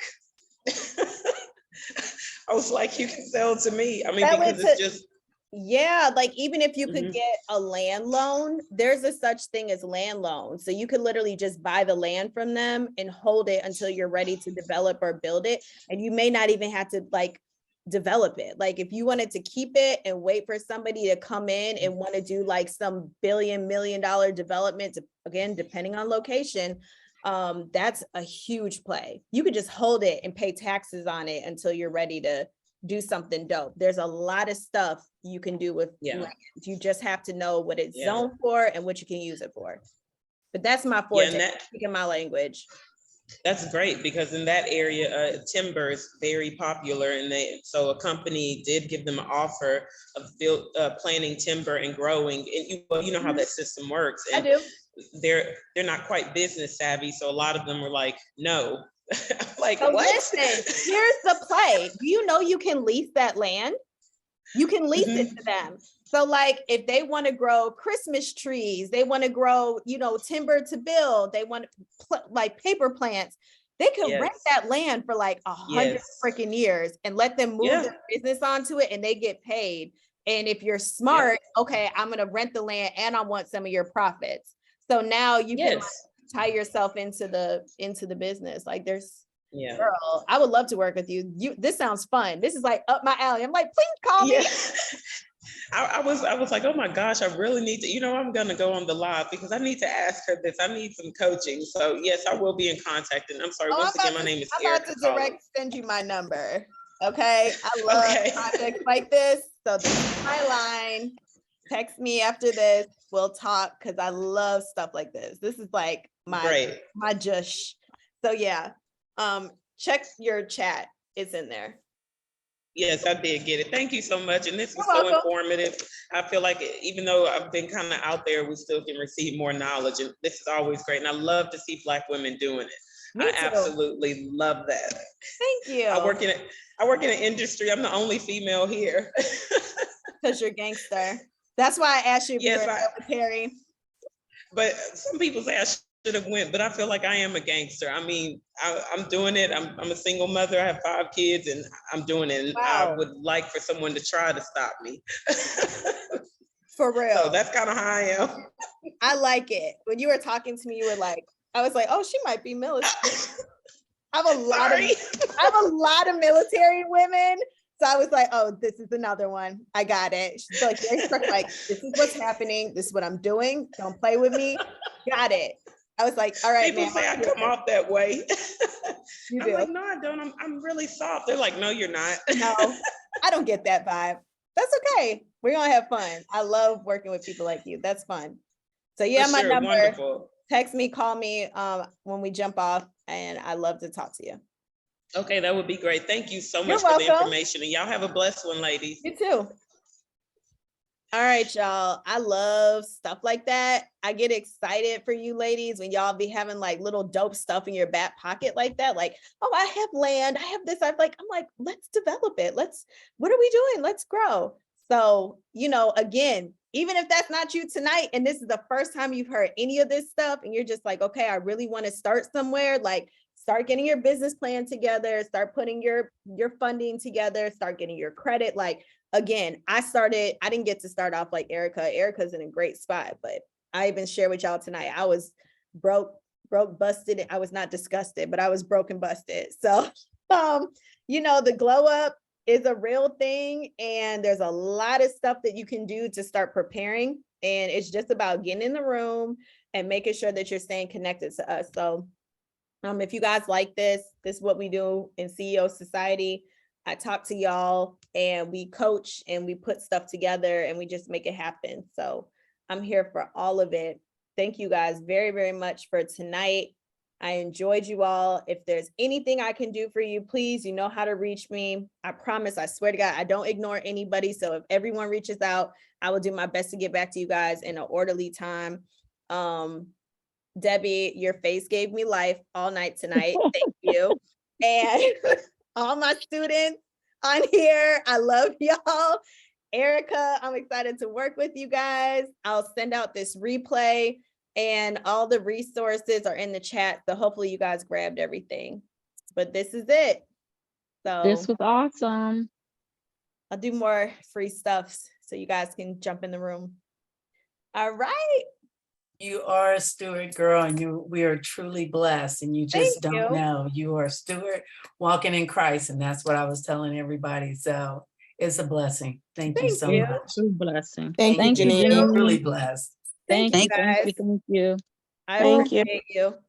Thank you. Tell your Thank husband we you. said thank you for letting us have you too. I will. Look, he just came in He's the good room. at sharing. Yes, It's tell like him thank 2 you. hours, 31 minutes, and 58 seconds. Are you coming Tell him. to dinner? He's gonna get his blessing. Tell him, hey, the steward is gonna put it down. Don't even worry about it. Do my wifely duties. Okay. There you go. Put it Drink my down, water girl. and get ready. Okay. All right. Have fun. Enjoy. I spit my water out. I love y'all. Good night. Good night. Good night. Night.